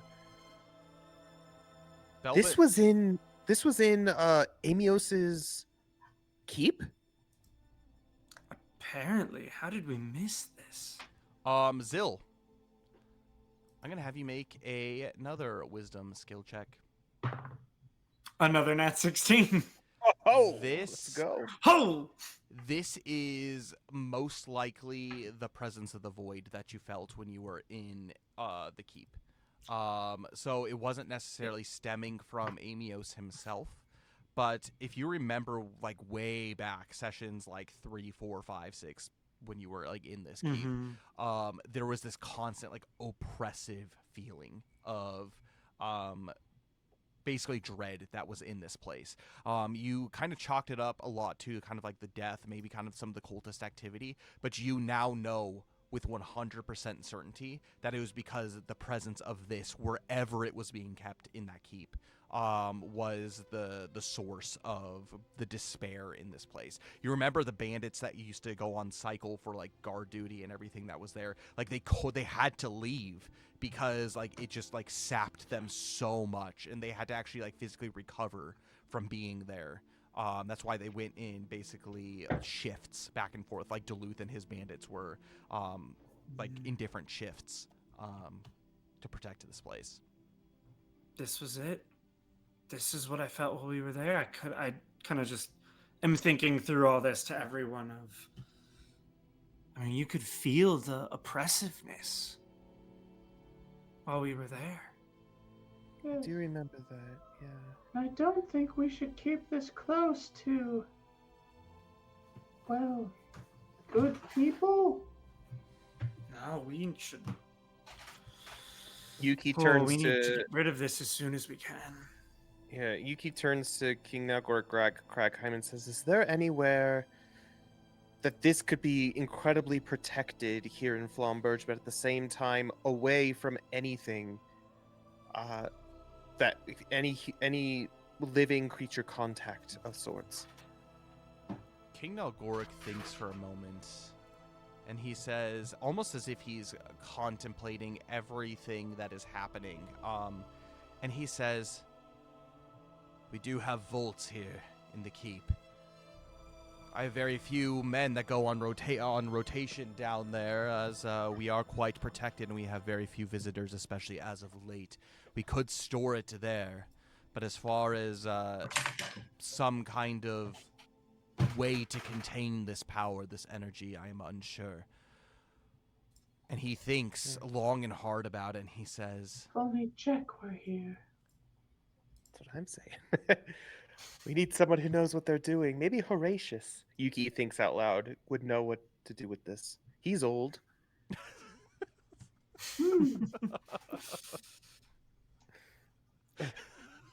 I mean, at the very least, I could try to put some sort of blessing upon the vault that we put it in to maybe better help contain this energy. I don't know. And I have all of those Guardian Historias on the ship. Maybe we could bless one of those and stick it in there with it. Yes. Put it on top so it can't escape. Ah, that's a good idea. I like the way you're thinking. Is this how this works in Everlast? you can most certainly try. All right. There's very few written texts about uncovered prime void crystals that have been kept secret. But King Nalgoric, he continues while this conversation is happening, and he says, "Perhaps this could be the answer to where much of the doom has happened. When you were in that keep and you were fighting that cultist, Eeas was his name, is that correct?" Amos. Amos. And he says, "I have a hunch the cultists, the cult of Lulathi were drawn to that place primarily because of the energy. If he knew about the presence of this void crystal, I think without a doubt he would have taken it. I think they took residence there primarily because of the energy and the power that this void crystal gave them. When whatever had occurred there happened, I'm just thinking, I'm not 100% sure, but when you defeated this cult, Amos, the cult's leader, I partially wonder if the power that was released by the void crystal struck the core of this island. If it was because of the events that had taken place there that day, that perhaps the volcano began to erupt. It takes a great deal of power and energy for this to happen. And thus it is called those perhaps with greater knowledge, perhaps demonic knowledge, such as Jackman Nobbs, those who practice the occult, to be drawn to this place. It all starting to make sense. It's all clear to me. Yes. I'll be right back, but I should still be able to hear. They came for this crystal. And Jackman Nobbs, if what you say is true and he is possessed by the demon Amoneth, wants to use this as a conduit of his own power to bring something great, terrible, into this world. But to what damage it's already caused this place. We sit upon the old kingdom of Ashalanthil. And it's perhaps this void crystal. It's perhaps this void crystal that possessed the elves of long past. It is perhaps because of this void crystal that the Dark Elves were created. It has had an effect throughout all of history, throughout all of time, yet it's remained hidden just under our feet. I shudder to think, now that this power has been found, what matter of evil will come to this island? And what will befall of me and my people? What will befall of Nazrahim? And what would befall of the Flame Pillar? Well, that's why I think maybe we shouldn't keep it here, and or why we should destroy it.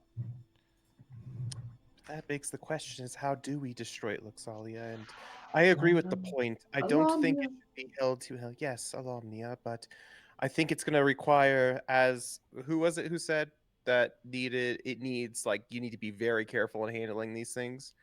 Luxalia. We need okay, I said Luxalia. that. That was me. Luxalia, that it can't just be anyone who destroys this. We need to actually find someone who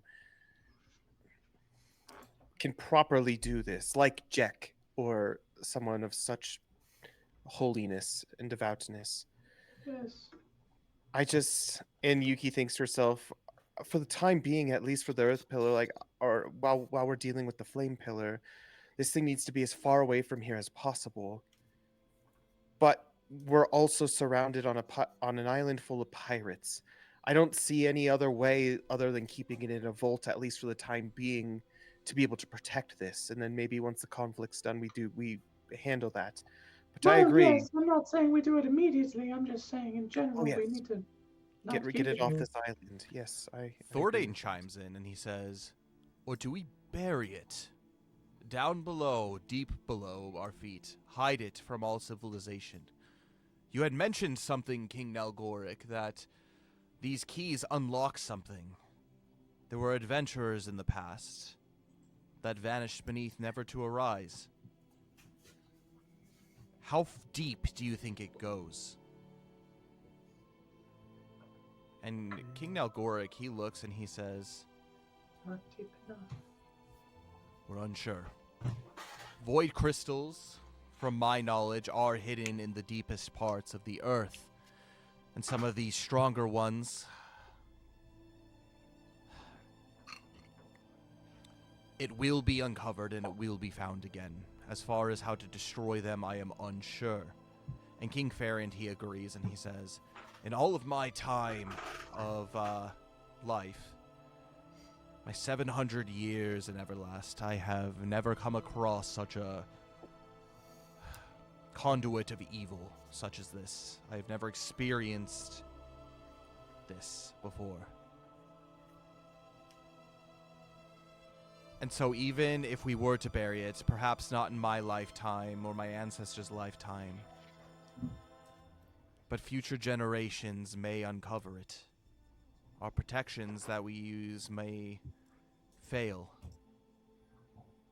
And whatever possessed this, whatever, if you say, created the race of the Dark Elves, that brought such terror to the world in the Second Age, perhaps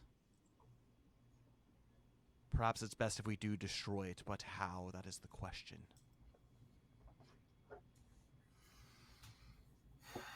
Aldreg, still solemnly looking down, basically at the chest, says, well, perhaps Providence has brought us to this location, not necessarily because of the pillars, but because of this grave threat. We're clearly in need of answers to how to destroy this terrible thing. Quick question. Is it in Do the we- shape of a ring? Yeah, right. Seriously. Is Aldreg? Do we know anything about his relationship with Alomnia or anything of the sorts? Very little. Or, okay. Okay. Yuki just keeps that in mind.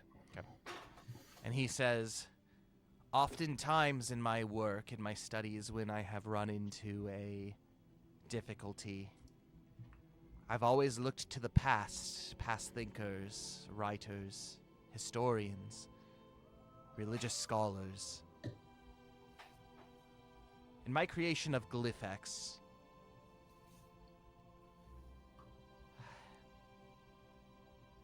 I wanted a way to be able to harness the power of mana as energy. Not for power, but for utility. This has great power.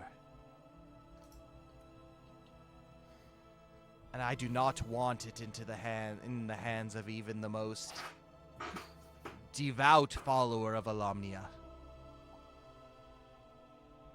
No. But I do find if we look to the past, we can find answers for perhaps how to destroy it. And there are few civilizations as ancient as Ashalanthil.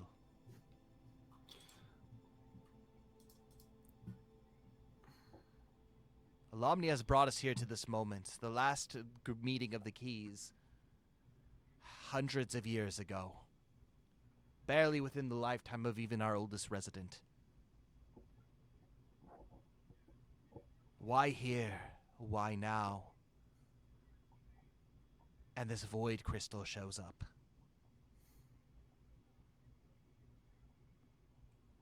It's all too coincidental to be happenstance.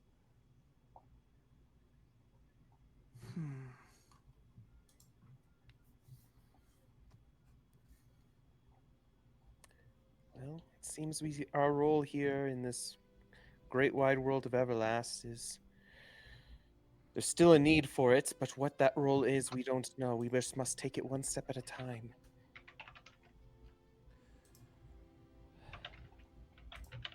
King Nalgoric, he says, which begs the question.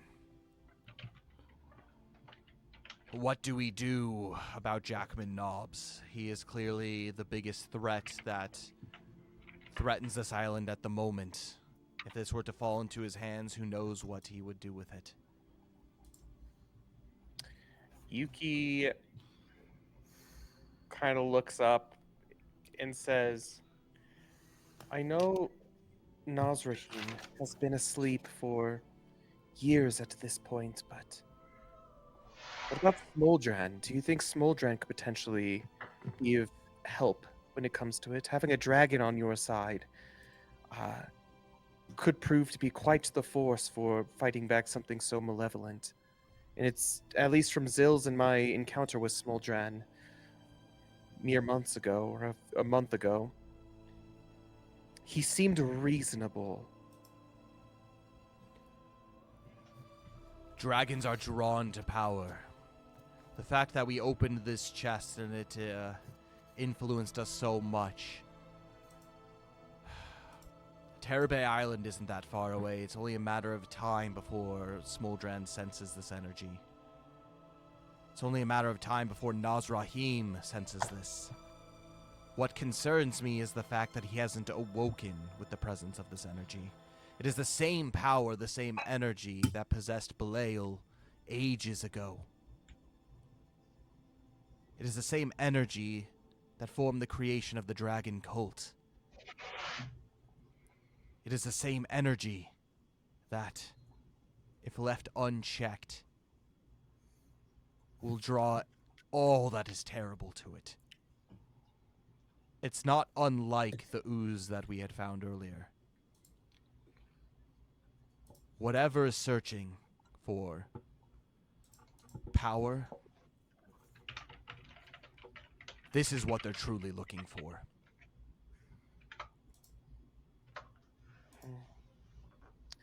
So that begs the question then. We need to deal with Jackman Knobs. And we eventually need to deal with this as well. However, it seems we need to deal with this quicker than we initially anticipated, knowing that there are powers out there that would be drawn to this now that it's been unveiled. So what's now?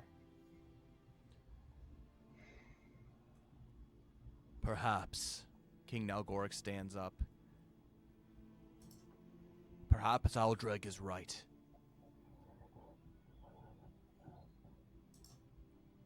There are too many questions, too many moving pieces. And it is clearly not safe here. And we need to find answers. Perhaps we need to look to the past in order to find guidance. Where's an old wise wizard when you need him? I think his name is Horatius. He was in town. Or doing Jack? some- Well, Jack, he's not as old as Horatius, though. You said old. We're looking for old. I don't know anyone older than Horatius. I know some other smart, scholarly people. That's true. Definitely, when talking about Jack, we don't doubt his piety. That's for sure. Yeah. But perhaps, in Yuki's thinking, it seems like it was only mere days ago that we apprehended this ship. At least before Jackman Nobbs understands that the shipment of this would be late to Skyspire Island, I think it would still be days before that. I wonder if we send a small cohort to seek answers ahead of us. Maybe back to Port Grandium, or I don't know. Just somewhere where we can learn more about this and get more allies, because this doesn't just affect the Inland Strait, this affects all of Everlast. Yeah. But how much time do we have is the question.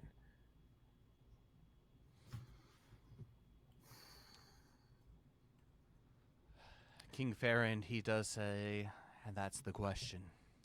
If I'm to bring any kind of word back to my people at Fesh and Fey, it'll be at least a week before I'm able to return, and another until I come back. I don't know if even if we send word to the Empire, to Grandium, Gunter is at least a week and a half out, sailing at full pace.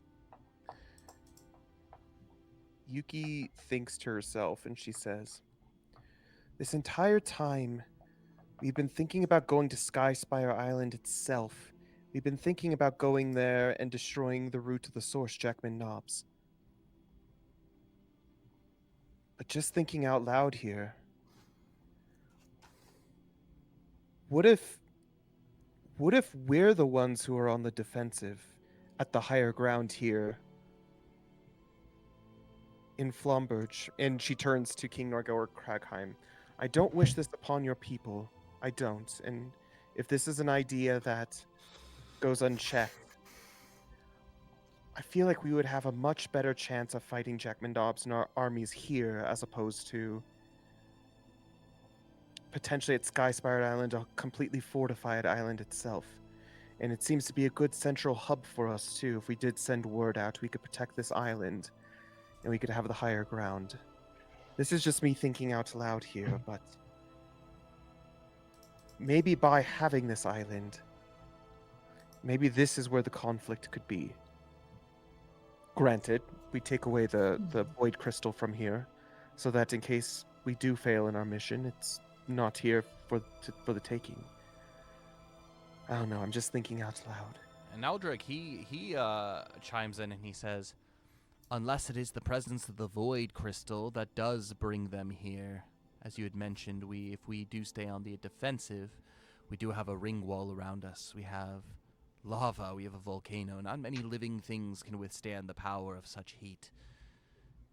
Perhaps you're right, Yuki. This may be the place to make a stand if we were to. I do fear if we take that void crystal away, Jackman Knobs would only go chase it to the next place." That begs the question then, what do we do? I She mean, turned- we have to find out how to destroy it ultimately. So do we take the time that we would have spent going to Skyspire Island here to do the research into it? Potentially, how to say, risking an attack by Jackman Knobs and his pirate army, or do we strike while the iron's hot? And if he does sense it here, maybe we take him on the open sea, as opposed to Skyspire Island. I don't know. I'm trying to think it out on the best chance that we have. How many ships do we have available here? How defensive could we be? King Nalgoric, he says, "Outside of you, we are not sailors. All of the ships that were here on the island were at Decay Town. They have either been most likely pillaged and taken under the sway of King Nalgoric. The only ship that is in our docks are yours and King Farron's." And he says, "And yet you ask a hefty price on me." And this was just the suggestion, King Nalgor Kragheim. Ultimately, it's your people and your decision. I'm just trying to think of the best case for victory, even though I do realize the casualties, and I do realize the fact that we would be bringing this battle to you in your home. It is within your right completely to reject our proposition. He interrupts you and he says, "I have not outright rejected it. But I would feel much better if..."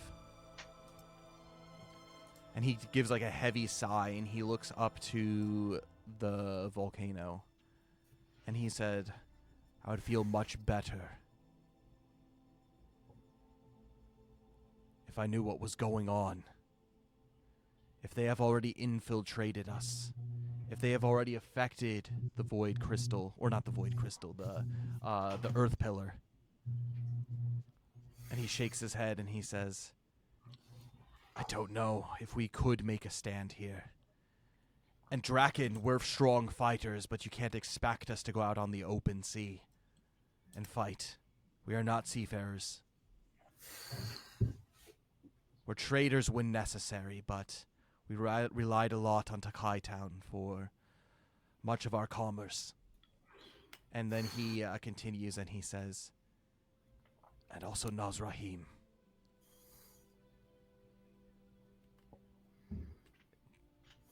He is a great power. And why he hasn't awoken still concerns me. Is it worth checking in on him then? I know that's a death sentence to say, however, if it is that much of a cause for concern, and you have been allies with him for centuries at this point.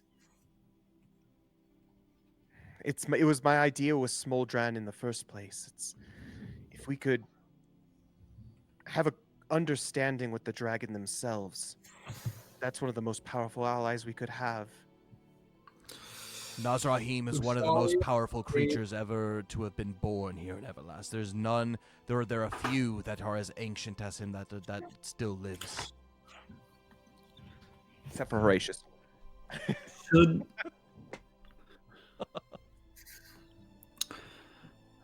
Should we leave Aldreg and you two here to investigate this crystal and this ooze?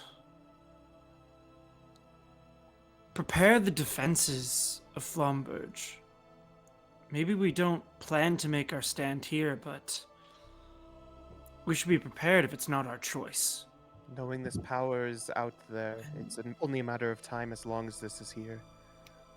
And we fought that golem at the Earth Pillar. Could there be something at the Flame Pillar? Should we go check it? This 5 of us will go. I think that we should also have either King Ferrand or King Nagor Grakheim with us as well. They know it's better than we do and what we're looking at. And then the other two could perchance start the investigation. King Ferrand, he says, none of us know what to expect what is beneath this island. As I had mentioned, there were those who went beneath and never returned. And once this doorway is sealed, it can't be unsealed. King Nalgoric, he says, all that I know is from the old archives of this place. And he pulls out one of the scrolls from his library that he had brought along with him. And he says, all that I know are there are 2 ways in and out of that caldera. Through the top, which would be a death sentence to anybody, or through the bottom. And he takes the scroll and he gives it to you, and you can see that it's kind of a pseudo map of twisting passageways that lie beneath the island. And he says, these are old. They've been these passageways have been long lost to us. But if we are to do this, I think this will aid us to some degree. And he takes his key and he walks over to the statue of Ultuliant and he says, if it is Alomnia's will, we must do what must be done. And he takes his key and he inserts it in the front of the statue, basically coinciding with the ruby gem that is on his key. And he turns and you hear a heavy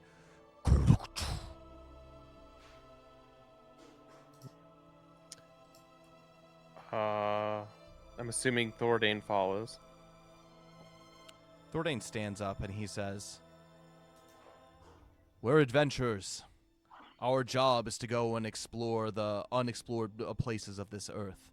We fight for justice, and clearly we have the strength thus far to have defeated an archdemon. This is a big ask, but not for Eclaas. And he goes over and he inserts his key too. When did Thordane get so cool? As soon When as he he gave got up rid of to that Gladys. sword, yeah. He became an NPC. Skull. What did he say? As soon as he became an NPC. and then Aldreg, he says, Yeah, I'm here. I can do that. Absolutely.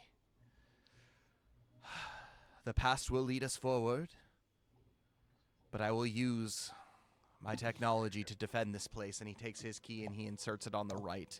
And around at the back is finally the sapphire jewel. And King Farrand, he says, what lies below, well, let's just say, let's hope our luck is better than 600 years ago. And he goes over and he inserts his key too, and immediately the statue itself begins to shake, and it begins to lift, almost as if suspended in the air, and it reveals what looks to be an ancient staircase that goes down into the earth. Do you think we should get the bow before we go down there forever? Well, the thing I is, don't think we should bring it. I don't Oh, think we can okay. use it, is the thing. Well, no, Remind but me, like, it might be significant if this is the guy that, like, Oh, yeah. guards the entrance. Maybe we'll get the arrow down here. Who knows? Yeah. Isn't the arrow in Oh, Ragnik? yeah, that's right. Well, maybe. An ethereal arrow is in the middle of him, but that's a good question. I don't know. Fate Weaver. Mhm. Do you think that would be a appropriate thing to do? Is put this on hold, run and get the bow, and then come back, or are we doing this? It's completely up to you guys. Oh man. How about this? That's We gonna have- be- I pray to Alomnia for guidance. Hey, there we go. Make a piety skill check. Nice. 16 unnatural. You pray, and a few minutes pass as you look for guidance, and you get this overwhelming sensation. It's now or never. There we go. I say, we go now or never. Oh, what made you change your mind suddenly? I thought you wanted to go I back for the prayed bow. about it. Come on. Okay. Let's go! We follow Luxali into the belly of the beast. Down into the depths, you make your way down this long staircase, and as with each step you take, you feel the heat grow more oppressive.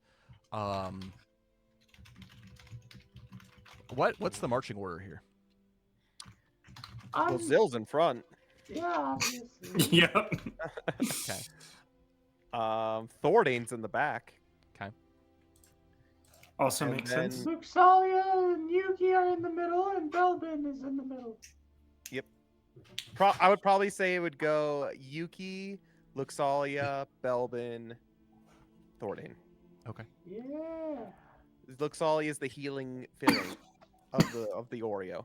And as you make your way down, before you do, the King Nalgor Kragheim, he holds the arm of Thordain, and he says, I must go take care of my people. I trust this to you. If you aren't to return within 24 hours, this door will shut. And there is only one way that I know out of here. And he looks to the volcano, and he says, please, be back within 24 hours.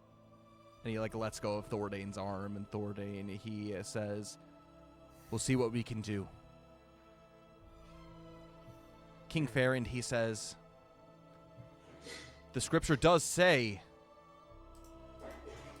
at least from my experience, that this gate is to remain open until, and he looks at the sun, 1:14 p.m. tomorrow. But it will close if you are not back in time. Whatever you find down there, I hope it is swift, and I wish you all the luck. May Alomnia guide you. And with your spirit. Oh my goodness. Hold on. Before we do this, Yuki's got some things she can do Okay. since we're dungeoning. While you're doing that, while you're figuring that out, we're going to go ahead and take a quick break. The Very, break screen. very, very quick. Probably less than 5 minutes, and then we'll be back. I do gotta get going because it's after midnight here. So. Cool. Sounds good. Thanks, bro. Can I go? Don't kill Luxalia. Sounds good. Do you have any requests for how she is played? Keep everyone alive, and if she runs out of mana, I got mana potions. Don't worry. great. We're good. Cool. Cool. Sweet. Okay. All right. See you Okay. later. And we Bye, will everyone. see everybody else later. We'll be right back as we go do a quick break.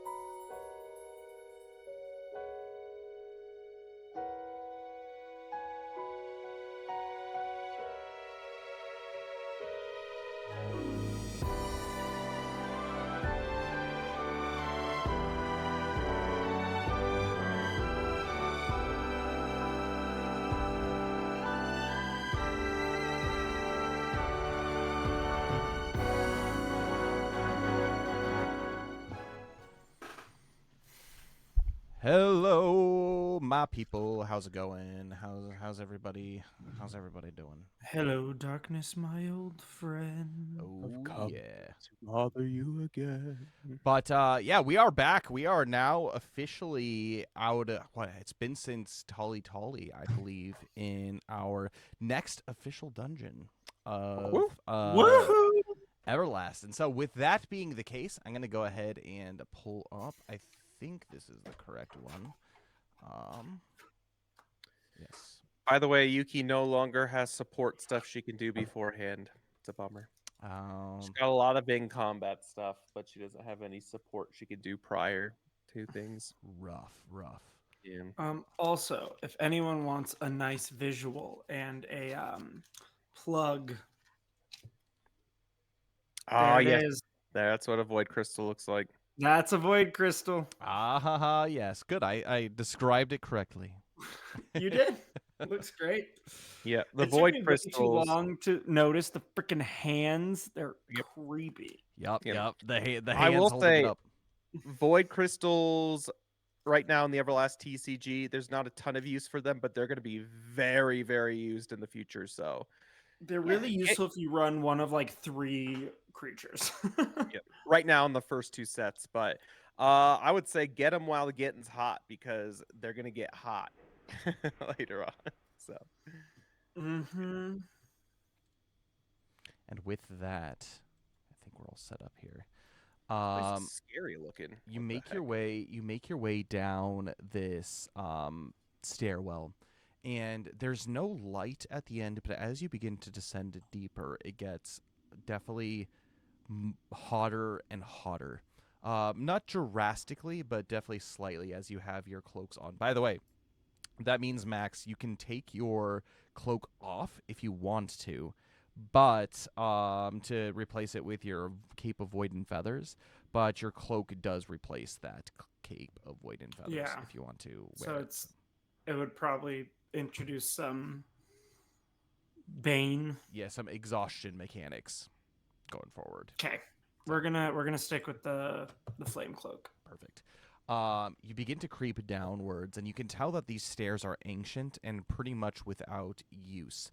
And you probably walk down these steps for about a minute or two before you see that the walls on all around you, with the exception of the floor, seems to be more and more roughly hewn, almost as if something broke through this space as opposed to it being finely carved out.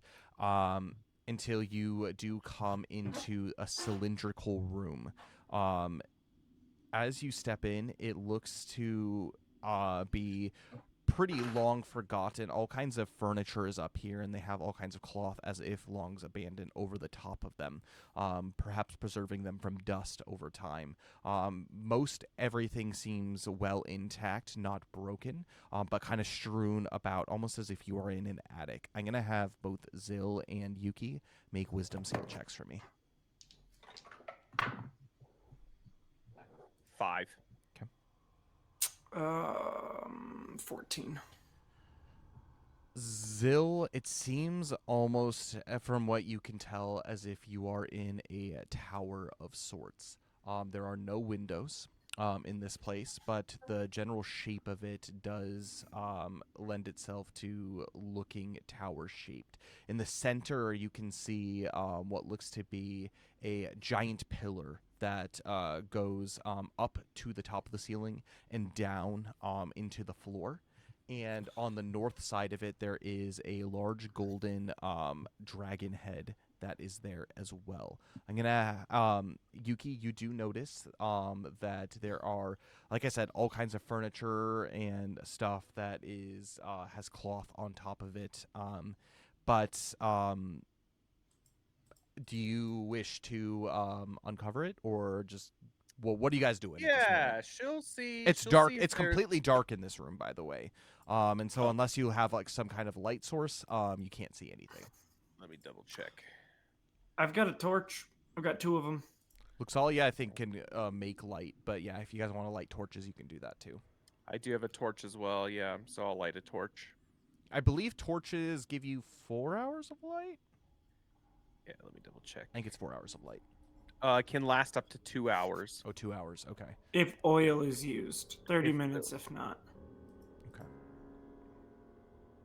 So what are you 30 doing? feet. I think in we length. only need one torch Yeah, we'll do one at a at time. a time. Okay. Yeah. Um, We'll do I Bill. want to go touch the pillar. Okay. You walk up to this central pillar and you do touch it. It is made of stone and it feels cool to the touch. It doesn't feel hot. And you can see that there is large kind of text engravings that go all the way around the side of the pillar. So basically, it goes wah, kind of in this general direction around the side of the Okay. pillar. Can I read the text? Go ahead and plop you guys in here real quick. Did you say what language the text was in? As you look at it, it seems to be written in some kind of Elvish. What languages do you know? Everspeech, Aldornian, Draken, and Void. That's pretty impressive. So you can't read it at all, Zil. Yuki knows Draken, Everspeech, and Regalian. Okay, you can't Um, understand it at all. Hey, Thordane.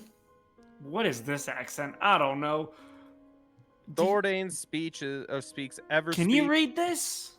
Estria, and Fell speech. Okay, so this is written in Astria. And he takes the torch from whoever has their torch, and he looks at it and he begins to read. He says, it's inscribed in a very eloquent carving, almost as if this took like a very practiced hand in order to carve this in. I'm gonna actually, for Thordane, Dane, do you mind rolling a knowledge skill check for me?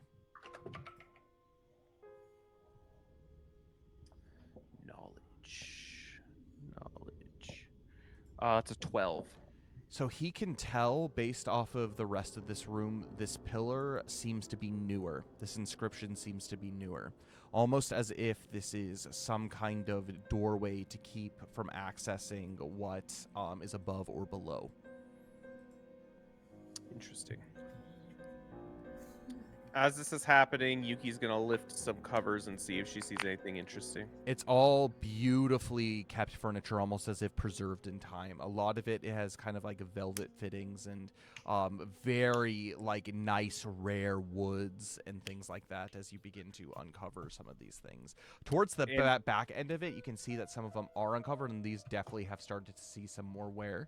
But as far as like chests or anything, you don't see anything like that. Just mostly she furniture. replaces the cloths and is just kind of looking to see if there's any clues as to what this place is. So. The text says, as Thordane begins to translate it and read it back into Everspeech, the King of all bestows his gifts upon the world, a gift of light, of power, of creation. He is Alomnia, Father of all, whose flame burns through the hearts of men, whose earth gives life and form, whose seas replenish and rebirth, and whose sky holds the cycle of day. His 4 lights guide those who seek the truth, but only through the darkness can they find their way. 4 lights. Yuki's been studying up on her Guardian Historia.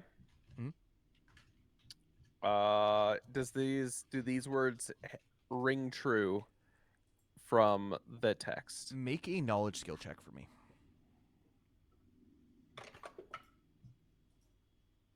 10. As far as lights go, not so much, but there's definitely clear allusions to the 4 elemental pillars. So it talks about earth, sky, flame, and water. Well, if she's thinking of light, she's going to be looking to see if there are any sconces or anything on the outside that need to be lit. Okay. Yeah, like the outside ring of the room. Yeah. All right, you Outside ring or like around the pillar if there anything. you make your way around. You take a couple of minutes to investigate this area. No, there are no sconces in this room. There are sconces on each of these three sides of the pillar that potentially could be lit. Okay. She's gonna relay the information. Maybe potentially we need to light these sconces if those are the 4 lights we're talking about. So there's three sconces. Is to the be lit. dragon head have a sconce on the inside of its mouth or something? The dragon head does not have a sconce on the inside of its mouth. If you want to Well, I mean, investigate it, whether you the can. sconces are important or not, we should probably light them so we can see. Yeah, it's a good idea. Let's do it. So we'll light them. You begin to light these sconces. A couple of them have very, very like ashes or embers remaining of things, and so like they light, but they light a very dim light, kind of almost smoldering. But it is enough with how dark it is in here to light up the space, and so the space is lit up in dim light. But as you do so, nothing seems to happen. Is there anything written on the walls now that we can see? I'm gonna have you make knowledge skill checks for me. 17. 6. There is nothing written on the walls when it comes to these areas. You even check out kind of the opening of the wall, which at this point it definitely clearly looks like something broke through this part of the wall, all the way up until like probably like 10 seconds up the pathway, where maybe it stopped and then like actual carving began to happen from this point. But you wander around, Yuki, and you do find where the dragon head is. There is a very small text that is written here on the far side, but it is too dark to read, and it looks to be in the same. Actually, no, it doesn't. It isn't written in the Elvish speech. It's written in the Draken tongue. Perfect. She's gonna call Zill over with the torch. Zill, there's Whoa. a dragon on the wall. Want to come read it with me? There's dragon. Yeah. It's just too dark for me to make out completely. I can tell by the markings. This is dragon. It's very, very like small. Like the writing is like it's like kind of been like in the Draken runes, like been very much just scrawled on. Not as like grandiose as like the one that has been written on the central pillar. Cool. Can we make it out once Zill gets over there? Yep, he comes over with the torch, and you begin to read. Before you stands a path to take, but the door is locked. No force can break. The answer lies in stone and flame, with 2 eyes of dragons. They watch, eyes dark and tame. So no donkey kicking. I see. Well, I think the dragon that's being talked about is this one. She turns around to the gold statue. She looks up at the eyes and sees if there's any way to like make them a light, make them glow, maybe potentially even make it breathe fire. You look at Yeah, I don't see why not. You look at the eyes and you examine them with your torch, and you see that they each are tinted, one kind of tinted orange. I mean, so it's basically like a dark kind of like sphere that looks like it has been like placed inside, and it's encased in kind of like this bronze dragon head. But it's like kind of like clear, almost like crystal, and you can see that there's kind of an orange tint to one, and the other there's kind of a green tint to another. Orange tint and a green tint. So maybe we need to use mana of these elements potentially. Maybe. Yuki is looking. And she's going to spend some mana. Not mana, yeah, mana. To. Let's see. Yeah, she's going to spend some mana to do a blade song. Okay. Oh, that's stamina. That's not mana. Okay. And then she's going to do a forest wind blade and just touch the tip of her sword to the green eye. And as you do so, you begin to sing this song of kind of like far gone like ancient woods. It's kind of almost ethereal as you do, and you begin to dance, and with that, your blade in your hand begins to glow in kind of this ethereal green light. You reach up to touch the eye, and it immediately lights with kind of like this green blaze. And you can see like a pupil begin to form as it looks directly at you. Well- what color was the other one? Orange? I'm assuming that means flame. Do you have flame? I have flame. I could combo into it if you would like me to. I don't think I can mainly do. Luxalia says, I have flame, I think. Yeah, If I'm like, not, I can do. combo into it. It just takes stamina. It doesn't take mana or anything, so. I've got bread if you need it. She's gonna combo into it and touch and ignite her Gildan Flame Blade and touch with her other sword and touch the other eye. You begin to start doing more of kind of like a more intense dance. Definitely the steps are less elegant, and you begin to sing kind of this almost kind of like tribal sounding song, but your flame begins to become a light with flame, and it begins to kind of the flame comes from your blade and begins to kind of start arcing around you. You touch the tip of your blade to the dragon's other eye, and it too lights up, and you can see like a pupil kind of begin to look, and it focuses on you, and it begins to speak in Draken. The mouth doesn't move at all, and he says, long have I slumbered, who are you? Are we at the Cave of Wonders? Yeah, that's what I was thinking. I will say, well, my name is Yuki, and I am one of the keepers of the Earth Key. We have come to inspect the flame pillar. You may enter. As he basically raises his mouth, basically like the you can hear a kind of this creaking as the bronze itself begins to open, and his mouth basically opens up to like a central staircase that doesn't climb up, but it goes down. Well, nothing like the present, right? Let's do it. All right, we follow.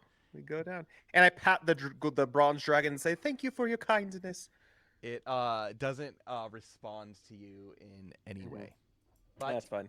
the group of you do make your way down into kind of the central pillar. And again, this is very reminiscent of a tower, and so it kind of spirals down.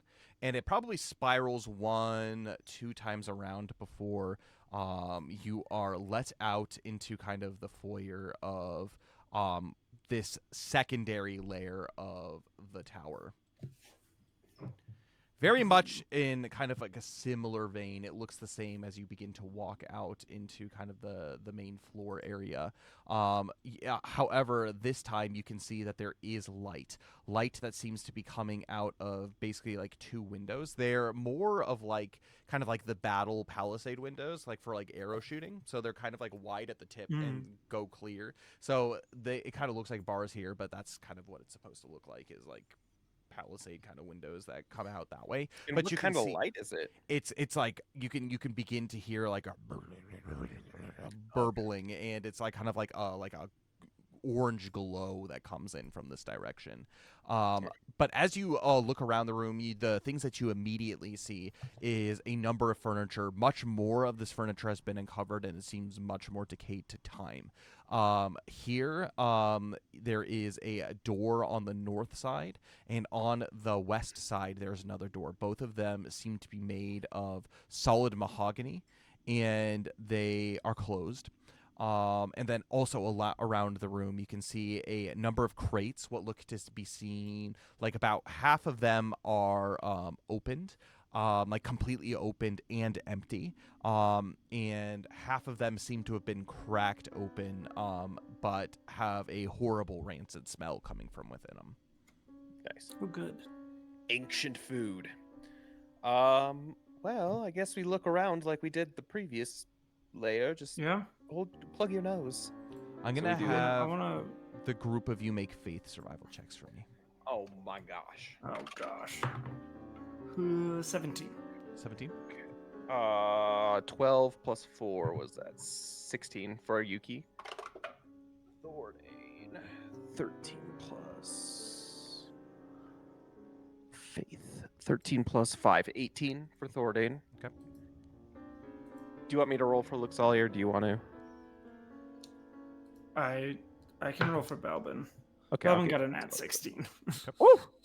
Belbin. Let me pull Luxali up.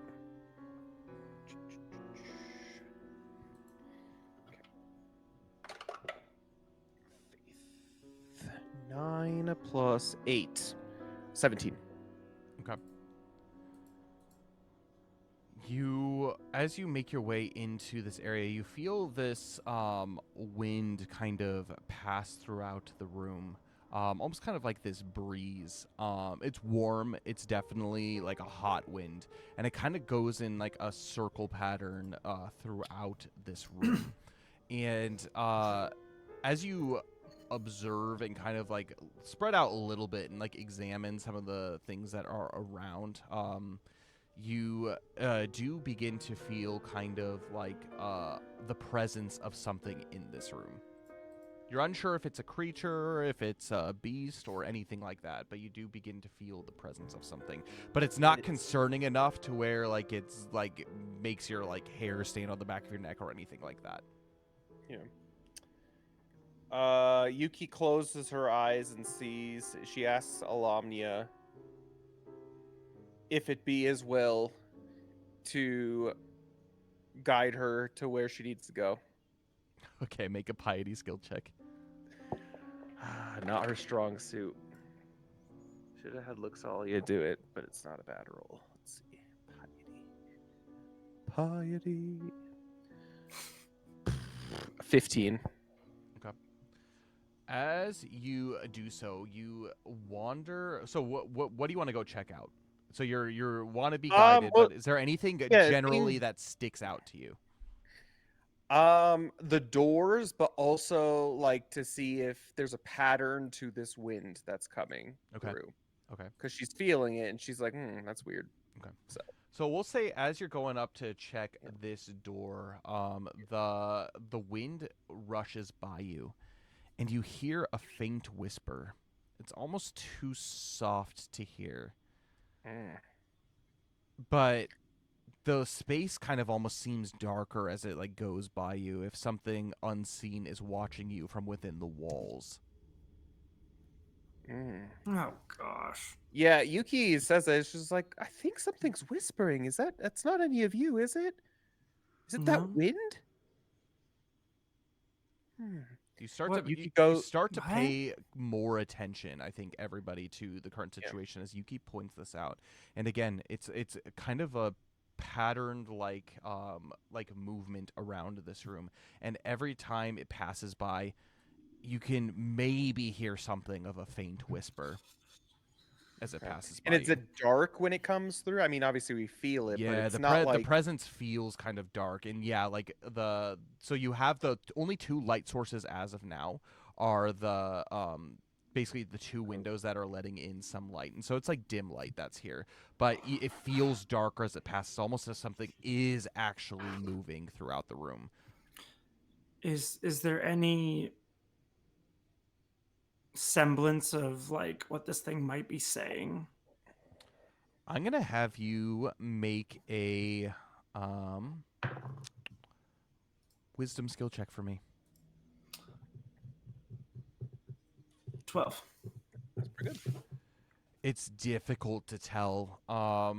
Most likely, it is just kind of the sound of the whooshing, basically ringing off the walls, and it coming by you. Kind of, you know how like if you're like outside and you like there's like branches and stuff that are by you, and there's like a wind. It kind of like sounds like a little bit of something. That's kind of what it feels like. It's difficult to tell if it's words at all. Most likely not. Yuki tests the I don't door. know. as this is happening. You do. As you reach for the door, it does have two door handles, kind of like those that go downwards, almost kind of like manor doors in a way. And you notice that they do go down, but as you go to push in and out, they don't budge. They don't even wiggle. They just, you can't do anything. And can I see if there's a lock going between the two of them at all? It does not look like there's a lock, no. It may need some force, but I think these might be able to be opened. Maybe we could attempt to do it together, but maybe we check the other doors and see if those are unlocked. I want to try the other doors. Okay. As you make your way out, Zill, to this platform, or to this door, you begin to basically pull the door handles down. And as you do so, they do go down, and you hear kind of a soft click as they do open up. Oh. I open them. As you do, You're so strong, Zill. you make your way into, and again, they are pretty heavy doors, so it's pretty impressive that you open them. But you make your way out into basically this walkway. It's a covered walkway, and so you still have kind of like the two holes that you can see out, like the arrow holes that are one on this side, one on this side. But you see what looks to be a lit brazier down on the far end of it. Is there anything about the brazier that's interesting? Is there anything I just kind of start feeling around the walls of like? Well, it's lit. That's kind of interesting. The fact that like you actually have like a lit brazier in a place that's supposedly been long abandoned for hundreds of years. That's odd. I look in. Can I tell? Like, is it burning wood? Is it burning? It doesn't look like it's like burning off of anything at all. Almost kind of like it's like flame mana itself that just seems to have been placed here, and it is just like on a constant crackle. Yuki, come look at this. Yuki sees the brazier and she's like, Zill, that's a good idea, lighting things up a little bit more. How are we going to move it in here? I didn't light it. Oh, well, Yuki inspects it. Is there anything burning inside of it? There's similar to what Zill had seen. There is like no like coals or wood or anything, like no gas system or anything that has been placed in here that it would be burning. It looks to be kind of just like a floating flame inside this brazier. Yuki turns around and says, "Look, Zalia, come look at this." Okay, I'll come look. She looks. She's like, I wonder how this is burning. She looks down. She sees no wood, no coals, and no gas mechanism. Wow, Thornade, I wonder if does it look like the brazier is like stuck there? Or does it look like something that could be? It looks to be like as part like it's been like built into the floor. Okay. You could probably rip it out with enough strength, but it's. Yeah, I wonder if we can use this. And Yuki takes out a torch and like lights her torch from it. Does the fire seem different than Zill's torch? As you light it, you light this torch, and no, it seems to be just completely normal, similar to Zill's torch. She goes back into this room as Zill continues to look and see if there's anything significant, and see with her newly lit torch to see if there's anything more of interest aside from rotting barrels and whatnot, and weird whooshing of warm air. You walk around kind of like the edges to see if there is anything that is peculiar. And I'm going to have you make a wisdom skill check. But as you do so, you make your way probably about this far. And all of a sudden, your blazing torch just goes out completely as the wind whooshes around. Oh, interesting. 12. 12. You do see that a lot of these barrels seem to be relatively old. The ones that again are empty, but some of the ones that are cracked open look to be, again, they're foul stinking. But they are they look to have remnants of what looks to be like old kind of decayed food. Yuki's looking specifically to see as she walks around if there are any braziers or anything that can be potentially lit with fire. Yep, and with your what was it, a 13, 11? 12. 12? 12. 12. You do see that as you look around you, you notice that there are unlit chandeliers that are above you. Um, you do see that there are candles like scattered throughout the floor too, a bit in between these boxes. There are some kind of wicks of candles that are up high, like still in the chandeliers as well. But you see that it's definitely like a scattered throughout, and the candles on the floor, they can still provide light, but in order wind to coming help out. them stay lit with like kind of this breeze that's going through the room would be a difficult task. Because On this side- if your torch can go out by just the wind going by, then these candles would probably struggle. Is there anything over here specifically that also can be lit with these doors? Nope. There's Hmm. basically just 1, 2, 3, 4, 5, 6 chandeliers, and all of them seem to have chains that connect to their outer walls. And so with these outer walls, it looks like there's mechanisms where like the chandeliers can be lowered. How tall are they right now? It probably is about 9 feet up, so it's not a super duper tall ceiling, but even the tallest member of your group would have to stand on their tippy toes to even barely touch the bottom of them. Yuki goes in back to Zill, and she's like, I wonder if there's something having to do with this flame and the chandeliers that are about. However, the pesky wind puts things out. I wonder if maybe the chandeliers are tall enough that we can light them without the wind going by. Do you want to test it out? Sure. Yeah, she lights it again, and flies up and lights Oh. it. Okay. So yeah, you stretch out your wings as you fly up and begin to light a few of these candles. They do stay on for a little bit. You wait until the breeze itself comes back around, and you're like still flying up near it. Yep. Okay. Yeah. As that Just- happens, the breeze comes by and the candles blow out, and you can almost feel as if like there's like breath like in your ear, as if it is like blowing them out. Weird. Yuki flies back down and relays the information to Zill. Yeah, I don't know if that wind is just wind. I think we may have to So detect what that why- is. It seems like it's actually something that's blowing the candles out on purpose. So why can this stay lit? The wind's not coming in here, can it? It is not going into that room. Oh. Huh. I wonder There's no maybe. wind. Yeah. If there's any way we can detect whatever's coming through here, maybe we can parlay with it to stop blowing out the candles, perchance. Maybe. I don't know. Want to try it? Sure. All right. Yuki walks back out and goes over to Luxalia. Luxalia, speak to this thing that's blowing the candles out. Zill don't doesn't know. even wait. He's just like, The breeze Hello? kind of feels nice. The air movement Hello? is better than stagnant air. That's fine. It's fine. If it's something that's Hello? dead, I don't really want to talk to it. Well, you could just say you could command it through the power of Lamia. That's been working. can anybody hear me? I feel like I've been really lucky today. Fine, I will do it. I beseech you, whatever wicked spirit is in here, reveal yourself. She says, I gotta have someone roll a influence skill check for me. Nice. What's it?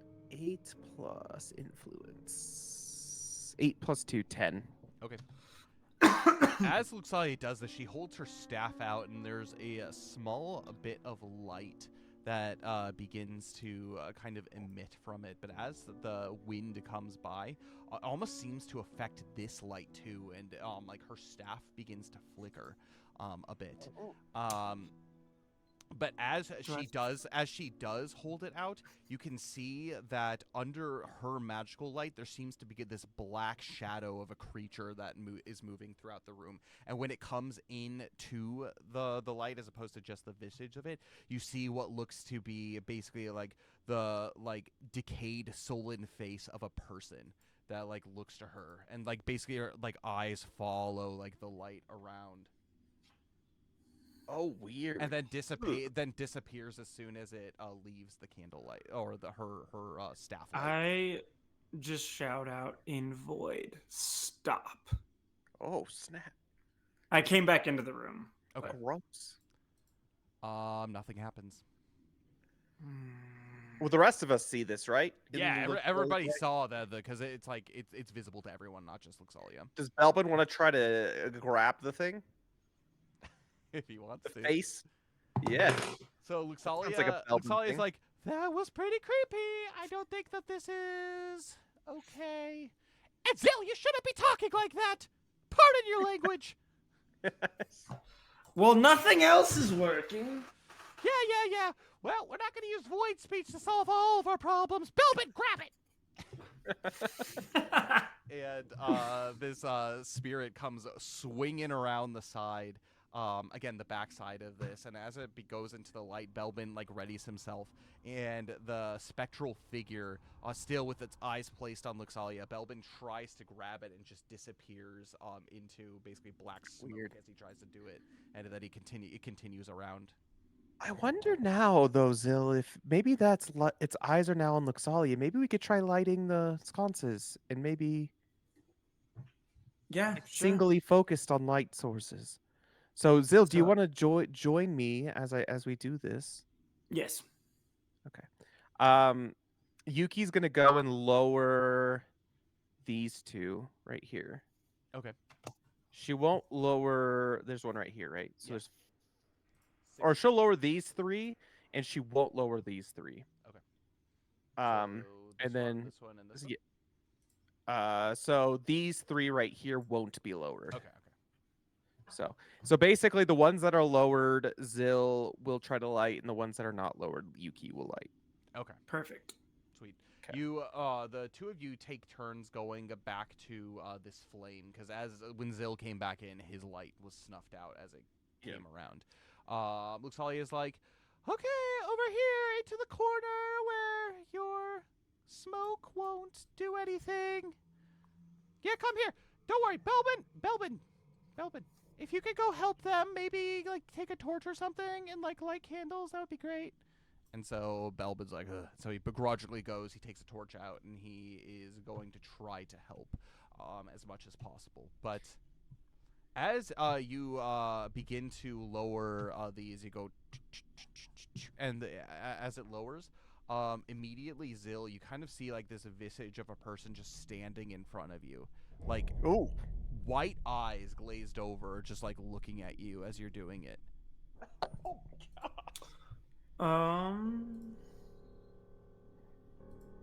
The wind still keeps moving, by the way, in a circle. I'm gonna jump at it. You do, and as you do, you disappear right through it, almost as if it's an incorporeal form, and you just end up basically on the other side of it. And when you get up and look around, it's faced back at you again, just standing and looking at you. Do we know what these are? I'm gonna have you make a knowledge skill check for me.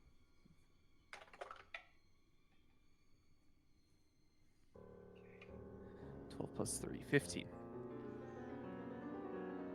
Chances are these are spirits that have not been able to move on from the place of their death. And as you look around, you see that under many of these tarps seem to be what look to be remnants of bones from people who have maybe died in the past here.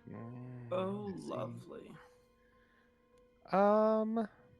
Yuki turns to Luxali and says, do you think these are actually spirits that just need to be properly interred? Maybe that's what the sconce is for. Maybe we try to throw the bones in there and give them a lomnic farewell.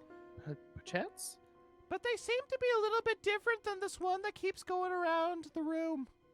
They don't look the same. Maybe. Because they don't. The one that like Oh. was looking at Zill looks like a human's body. They're not decaying or anything, but it just has white glazed over eyes that like are looking at him.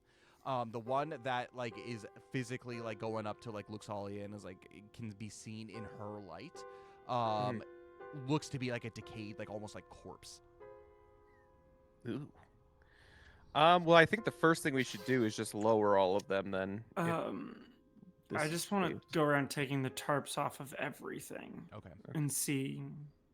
Yeah, as you do, Yeah, you're able to uncover what look to be 4 sets of bones. It's been long. They've been long since dead, as there's no trace of any flesh or anything like that. There's some tattered clothes here and there, but chances are it looks like whoever was in this room was eating from whatever the supply was down here and either starved to death by being trapped in this room or whatever the case. But you do uncover some bodies spread throughout, and it's 4 of them total. Do any of them look distinctly different? Well, it's not bodies, and so they're specifically like bones, like sets of bones and stuff. Yeah, but do any of them like look older or younger or They all more look to be mangled or- relatively the same. Again, Okay. probably they're laid out in like full skeleton form, and so like however they died in like a place. It's not like someone's arm got ripped off and thrown like against like something else. Like they just seem to have like starved or something down here, Okay. or say they could have succumbed to the heat or anything like that. It would definitely require a very high like investigation kind of check to be able to figure out what caused their death. But as you begin to lower the different candle basically chandeliers, you begin to see the apparitions of about 4 creatures begin to appear and begin to slowly walk and follow whoever's lowering one of the chandeliers. Oh, that's creepy. Well, if they're gonna walk and follow, why don't we walk them into this room with the fire? Yeah, let's try that. As they basically as you leave, they follow basically to each chandelier. They don't leave the circumference of like the lowered chandeliers. I guess that to be a little bit more clear. Okay. Should we spread out at the chandeliers and try to light them all at the same time? I think that might be a good idea. Maybe we just go based off of the movement and just be really quick. We just follow the person running and try to light as many as we can. Maybe that's what we can do. Belbin, you're fast. Maybe you could go first and go to the very far end of it and follow. You bet your bottom I'm fast, Belvin says. I am so fast. Sonic speed. As he goes and he takes his torch. So all of them are lowered at this point? Yeah. Okay. So how are you doing this? I'm going to go ahead and plop you all into rooms. Into the room here. What order and like are you? So it's going again counterclockwise here. And it probably travels about like this fast. Like Yeah, I would say Belbin and Thordane probably first because they're probably the quickest. Okay. Zill, what's your speed? Slow. I'm slow too. That's my lowest stat. 35. I'm 30, so I guess I'll go last. Ooh, what is this? This is just like so I can track the Okay, the yeah. guy. Okay. All right, so that's what we'll do. So Belbin, as soon as he comes out, all of us will just follow one by one after. Should I run alongside of him so you guys can see him the whole time? Sure, Luxalia. He's kind of Yeah, creepy that can though. help. He's kind of creepy though. It's okay. Okay. I'm gonna have you guys roll for priority, and this isn't for battle per se. It's more just to tell the yeah. So starting from here, I'm gonna go ahead and move over to my my notes here. Oh my god. Okay, can we appreciate something? Yes. Both dice are saying the same thing. Zill got a 4. Belbin got a 10. Oh yeah. Same roll. So both Luxalia and Yuki got natural ones. So Luxalia's got a 4, Yuki's got a 2, and Hold on. So Thordane, Belbin got what? Hold on. In order. Belbin got a 10. Okay, Thordane. Thordane got a 21. Oh my gosh. Oh my goodness. Zil. 4. 4, and then the Luxalia and Yuki got natural ones. For a total of Luxalia, what? yeah, Luxalia got a 4 and Yuki got a 2. Oh man. Okay. Yeah. It's rough. Sweet. And with that, I'm gonna go ahead and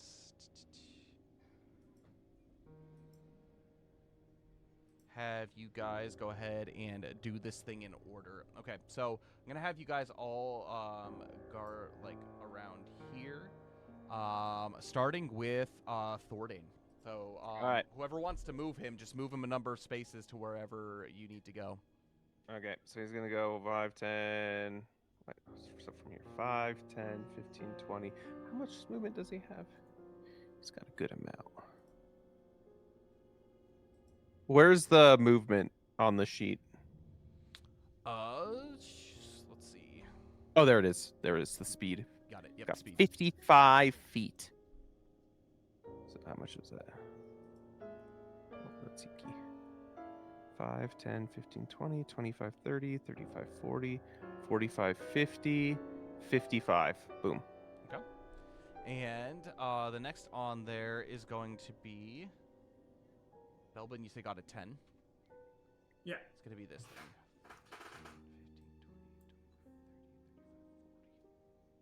15, 20, 25, 30, 35, 40. Just enough. And it has a wind radius of this. Oh!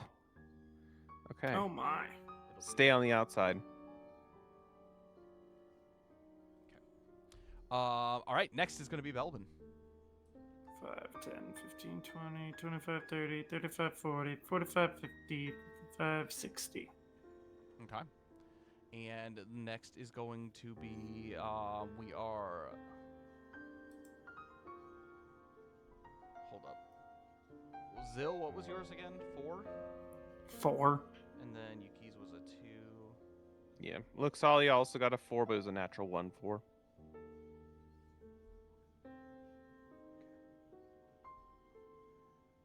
All right, so yeah, it's gonna be Zil, and then we're actually gonna skip this first turn with both Luxalia and Sweet. Yuki. We're lollygagging. There we go. Perfect.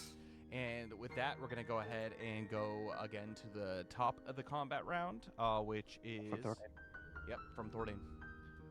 5, 10, 15, 20, 25, 30, 35, 40, 45, 50, 55. Do we need to light this one?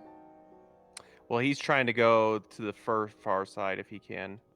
He's basically Okay. going to be trying to keep pace with this thing to be slightly ahead. So is Belbin lighting all of them then? Yeah, Belbin's going to be following behind. Okay. Okay. There you go. Which next is going to be Belbin. Belbin. Okay. 5. Can he light that? Yes, I'm gonna have him. So for these, they're all gonna be dexterity skill checks for it, just to see how So there'll be different layers. So basically, if you get a 8 or below, you're only able to light one of the candles. If you are able to get between a 14 and an 8 and a 14, you're able to light half of them, and then at higher, you were able to light all of them. 19. 19, you're able to light all of them. Great. So 5, 10, 15, 20, 25, 30, 35, 40. Try again. This will be a second action for the turn. 7. 7. So 1. Boop. 1. 1 is lit. Okay. He gets. Is it based on attack actions? It is based off of the number of attack actions that they have. Okay, he's gonna try to light these again then. That's a 12. Okay, so he lights most of them up. So Okay. That's where he is. All right. Next, we're gonna go ahead and have Zill. Zill is gonna go 5, 10, 15, 20, 25, 30, 35. There we go. He's going backwards. Okay. Perfect. And then it's gonna be Luxalia, and she's like, "Should I use like flame mana or something to try to light these from a distance? Do you think that'll work?" That'd be a great idea. I think that's a great idea, actually. Yeah, because I could just like stand here on like the opposite side and see if I can light them. But the problem is, I think he's attracted to my light, so I think he's gonna try to go to wherever I am. So I need to be careful. Okay, stand by the door. Okay. 5, 10, 15. Okay. Yuki's turn. Yeah, Yuki got no. Can she be flying during this? Because her flying speed's Yeah. way quicker Yeah, than she can her fly. movement speed. You would Yeah, have it's to go 60. down to the ground though, and again land whenever Yeah. you try to do something. So That's fine. So she's gonna light, use one of her actions to fly. So Okay. 5, 10, 15, 20, 25, 30, 35, 40, 45, 50, 55, 60. So she's gonna stay kind of like in this area behind it. Okay. Yep. Perfect. Top of the round. Top of the round, which brings us to Thordane. 5, 10, 15, 20, 25, 30, 35, 40, 45, 50, 55. He's going to attempt to light this one. Dexterity skill check. It's a natural 16, so I'm assuming. Yep, that's going to be a completely lit chandelier, which Okay. means it's this guy. So he, I'm going to have you all study him real quick. Make knowledge skill checks, at least Belbin, Zill, and Yuki. Knowledge, you said? Yep, knowledge. Belvin got an 11. Okay. Zill got an 8. Okay. 14 for Yuki. Okay. So from what you can tell, as both Yuki and Belbin, he doesn't seem to be attracted to the most. He seems to be attracted to the most near light, but near light in a specific direction, meaning 5, 10, 15, 20, 25, 30, 35, 40. He seems to be moving closest to Thordane. So he seems to be following Thordane's torch, even though Yuki had a torch literally right behind him in his wind radius. Interesting. Cool. All right. All right. Well, so Thordane's going first, I guess, then, right? Well, no, that's his turn. Or he already went. Yeah, so it's now Belbin's turn.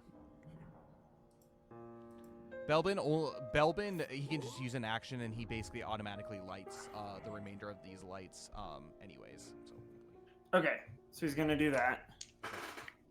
Then. So Thordane is the pace chaser. He's the bear bait. Wait a minute, I was here.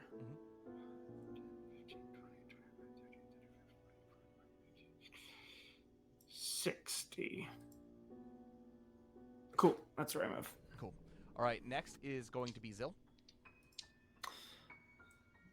5, 10, 15, 20, 25, 30, 35. Can I reach it?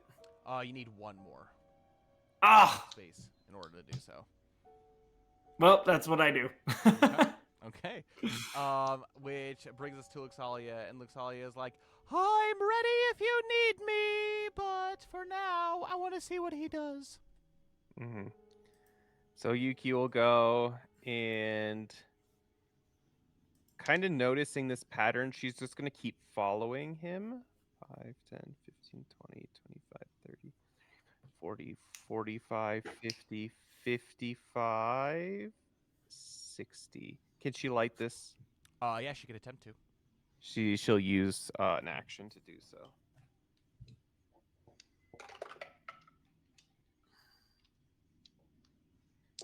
+10 dexterity? Yep. Dexterity. 10 plus 12. 12. You're able to light half of them. She'll use another action then.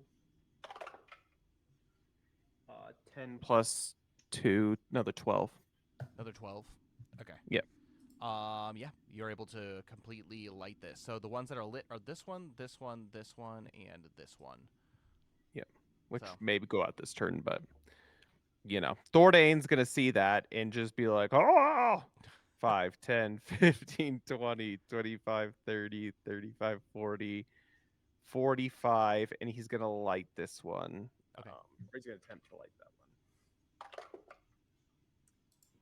one. Oh, I think it's a full light to 14 plus 4, 18. 18. Yep, that will completely light it up.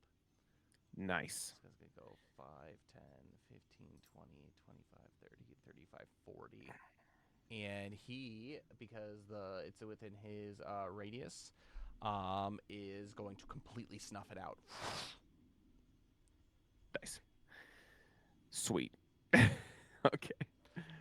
Oh, it doesn't seem like he's following a person, per se. Luxalia calls out. It seems like he's just going to the closest light source. Yeah. So do you need me to, try to distract him or something? Maybe one of us could go up with, a torch and kind of, block him because he'll go to the torch. It doesn't seem to go behind himself, but only in front of him. But it looks like he'll spend all of his movement if possible, but if we can wind him zigzaggy throughout, I think that would be helpful. Well, let's do that then. Okay. Yep. Okay. So Thordane still has some movement. He wasn't done with 10 his feet. movement, so 5, 10, right here. All right, Belbin's turn. Yuki, did you fully light this one? Yeah, it's fully lit. So if you want to follow behind him and maybe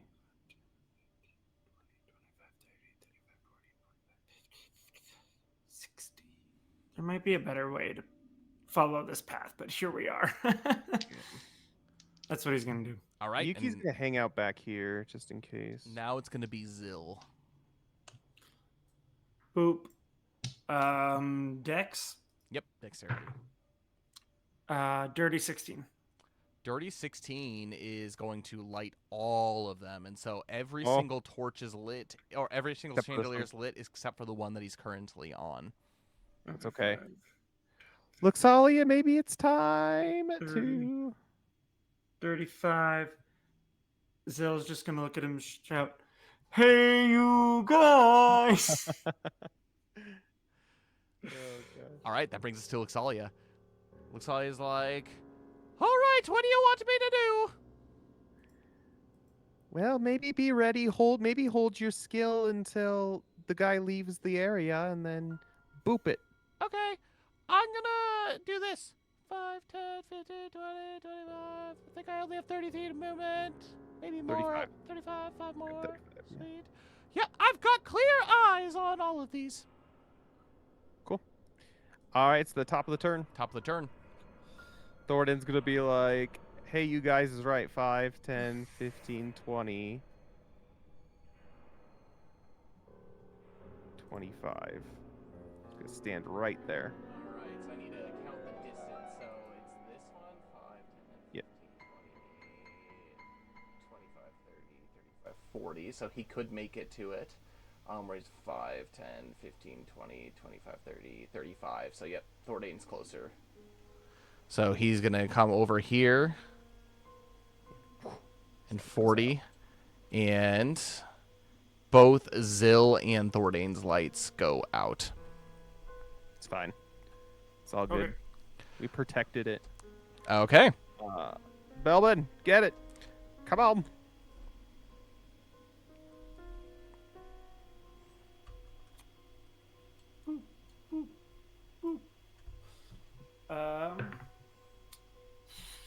What are the spirits doing, by the way? The ones that 19. They're just looking up, at the bottom. They're just, looking at the candles. okay. What was that? 19. All of the candles light up, and immediately the light or the room almost as if supernaturally lit, sheds this large blinding light, and you see what looks to be this wraith-like figure, like looking, like staring at you, like directly into the face of like Zillan Thordane, and it just like points like its like gnarled finger as it begins to kind of descend down into the floor. It does not look like you are done with this guy. Can Thordane attempt to grab it? As he Yeah, walks out, absolutely, leaving? absolutely. Yeah, go ahead and make a agility survival check. Good luck, my guy. 14 plus 8. What is that? 22? 22. Thordane reaches down and grabs a few of its wispy hairs I'll be right back. before it disappears into the floor. Does he actually grab it, though? Yep. Oh, interesting. Okay. Well, now that the room's lit, are these guys doing anything? They seem to just be looking at the chandeliers. Okay. And, oh, actually, I'm going to have you make a wisdom skill check for me, Yuki. Man. 18. With that, you see that the one that is over here seems to be pointing its finger towards this door. Okay. Well, I guess that's where we're going. Towards that door. Okay. Yuki confirms this with the group, and we walk over. All right. And as you attempt to push, it's still heavy, but there's a little bit of give, and the doors swing open. Down a long corridor, you can see that there is a door at the far side. It is flanked by, and again, it's there's still a roof on this sucker, but it's got walls on either side and 2 sets of these kind of like portcullis holes that you can like look through to see down in. But it seems to just be like a long hallway that leads to a door at the far end of the hall. And with that, we're going to go ahead and end today's session. Woo! It is fun to be back in dungeons, I'll tell you. A little bit of the problem solving. Man, I forgot just how much speed between like Thordane, Abelbin, and Yuki that there just is. Well, flying speed, that's true. Because it's just like this guy has like 40 feet of movement, and so he travels quick, and so slow parties would like really struggle with this puzzle. Yeah, they basically Belden's bait him around. 60 feet. Yeah, 60 feet, 55 for Thordane, 60 with flying with Yuki. So it's just like Zill's bumbling along. oh, I could almost make it. Yeah, Oh my absolutely, goodness. absolutely. But yeah, it was a good session. You guys, thoughts on today's session, and then yeah, let me know. Starting with you, Holy Max. crap. A void crystal? Holy crap. Not just a void crystal, a prime void crystal. Oof. Oof. Poor What? Ulrich. Yeah, I don't know. I don't know what I expected from the Council of the Keys. It wasn't that, but not in a bad way. Mm-hmm. That was crazy.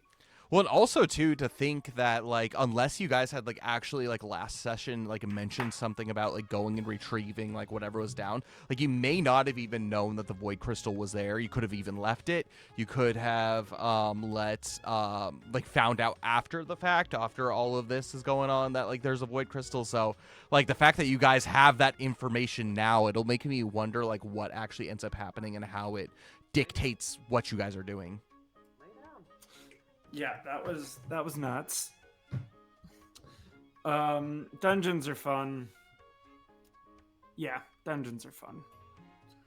Got to put the puzzle solving brain on again, and it's slow to come, but I am curious, like, if we have more, because I know, like, Connor said he'll be here for sure on the 22nd when we have it. And if Cole's able to come, like, seeing how all 4 of you, like, use your brains to kind of, like, figure out these puzzles. Because I think it's, like, puzzles tend to be more fun when more people are thinking about it. Mostly because, like, you have, like, collaboration, but also, like, it can make things also more difficult by everyone having, like, I have this idea. No, I have this idea. Like, all that. So, yeah. It is interesting. No, like not a ton of the Council of the Keys was It was good. It was good. I want fun robes. I'm telling you, like, I think genuinely, you guys should go to the Order of Amandalius and be like, hey, so we're the keepers. Where's the robes stored? Or just go back to Terabay Island and maybe they're in storage. Who knows? But yeah, I'm super game cool for robes. this. Oh yeah, be like, Smoldran, I need to get back underneath because there's like a really fancy set of clothing that I want. So, excuse me, sir, as you go wandering down. But yeah, no, it was a good one. I kind of missed like sessions. I mean, there was a lot of role play this session, that's for sure. But like, I kind of missed sessions where there was like mechanics and stuff. Yeah. Yep. So, but yeah. Anything else, Max? No. Cool. Dane, your thoughts? Everything Max said, plus I like the dungeon puzzles. These two that we did were fun. They weren't overly hard, and I don't think we overly fought through them. I think that's one thing that made dungeons in the past take so much more time, is we were thinking too hard about what we needed to do. Us? Never. I know, right? but I actually think we thought through them pretty well. It's like, okay, well, these guys' eyes have got to glow. One's green, one's orange. Like, what happens if you don't have the mana to use to be able to boop their eyes? I don't know. Well, in the game, there's like I was also thinking that. Yeah, in the game, there's ways, like when it officially comes out, like you'll actually be able to like buy, like study like spell scrolls and stuff from like Flomberge. Like Flomberge actually has like a library that you can like do this kind of stuff. And by the time you're at this point of the adventure, you're high enough level where I think between like a party of 4, most people have one of at least each of those. Is this like a level 8, level 9 adventure? I believe this game? is level 8 dungeon. Okay. Yeah. Wait, so we're finally under-leveled for something? Or something. I mean, I'm trying to make it back to your guys' level, but a level 8 isn't that much harder than a level 7 dungeon, I would say. Yeah. As far as But, how can you like change puzzles, I guess. If there's like combat encounters and stuff, that's where it becomes a little bit more difficult. Is like the encounters are more difficult or less difficult. So Yeah, but I mean, I guess the way you would change the puzzle, I mean, the puzzle itself wouldn't change, but it's like based off of the level, the things that you have to do are more available. You know? Right. Mm-hmm. For example, like, Luxalia could freaking Pillar of Light one of these things, which she maybe wouldn't fit you with a level 1 dungeon, you know? And that kind of stuff. But and then even this puzzle, like, that was very interesting seeing the Wraith guy. It was a very unique puzzle that I've never done before, but I got the concept pretty quickly. Glad that's what it ended up being. So, but overall, really good session. Love the lore. I'm very curious to see what's happening with the Flame Pillar, and I'm excited to have the whole group here on the 22nd.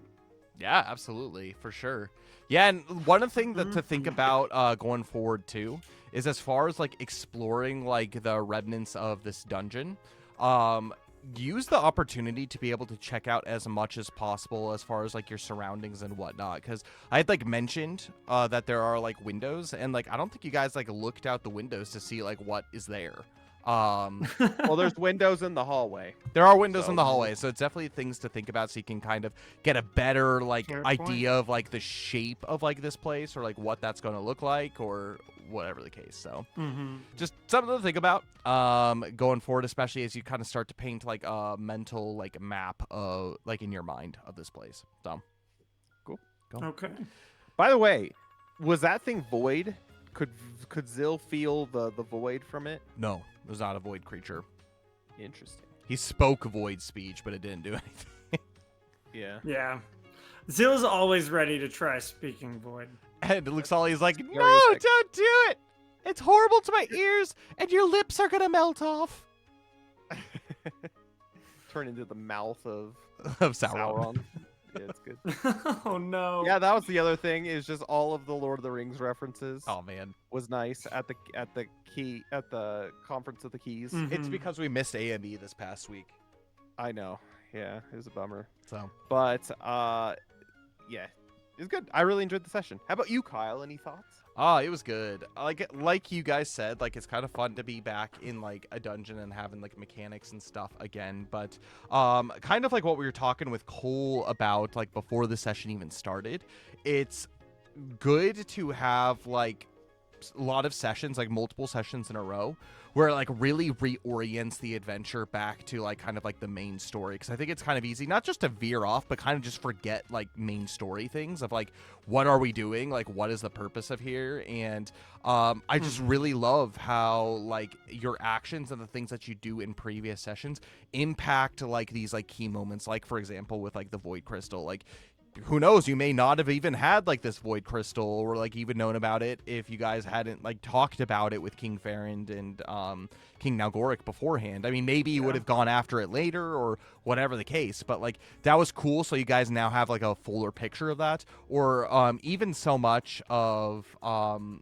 like I was actually like happy, Dane, that like without being prompted, you brought up like the ooze that you guys had like found back with Rollo Beaumont, because Yeah, it was the same one, wasn't it? that being connected to the one like way back after the depths of Tali, like during the depths of Tali Tali, because there was like a small conversation that like King Farrand had with you about like his research and stuff, but he didn't know anything about it, and then you guys discovered a little bit more about it later at I thought it was the same ooze. I thought it was the ooze because we got the ooze. We took the yeah, ooze but with- it wasn't enchanted, so it was in the process of being enchanted, but the ritual never finished, and so it was just like a jar of ooze at that point. So are you telling me if the ritual had happened, Zil would have turned into an ooze, an enchanted ooze? or he would have monstrally transformed or been possessed or something like that.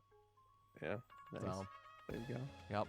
Glad that didn't happen. yeah, and you get to see kind of like the different layers too of like power as well. So like you have like the ultimate powers of like the Alamnia and like the pillars, and then you have like kind of like the lesser power of like this ooze that like this demon is trying to get to like obviously take influence. And then you get like the power of the void crystal too, which especially with it being a prime void crystal, like it just like exudes so much power, like so much so that it like draws things to it. And so like how like ever like definitely there's like a hint at this adventure that like the draw to power for sure, and that it's not evil's not necessarily out seeking you, but it's seeking that power. Calling you. Yeah, it's like calling. Calling. Exactly. So it's all part of the whole complacency narrative of sloth.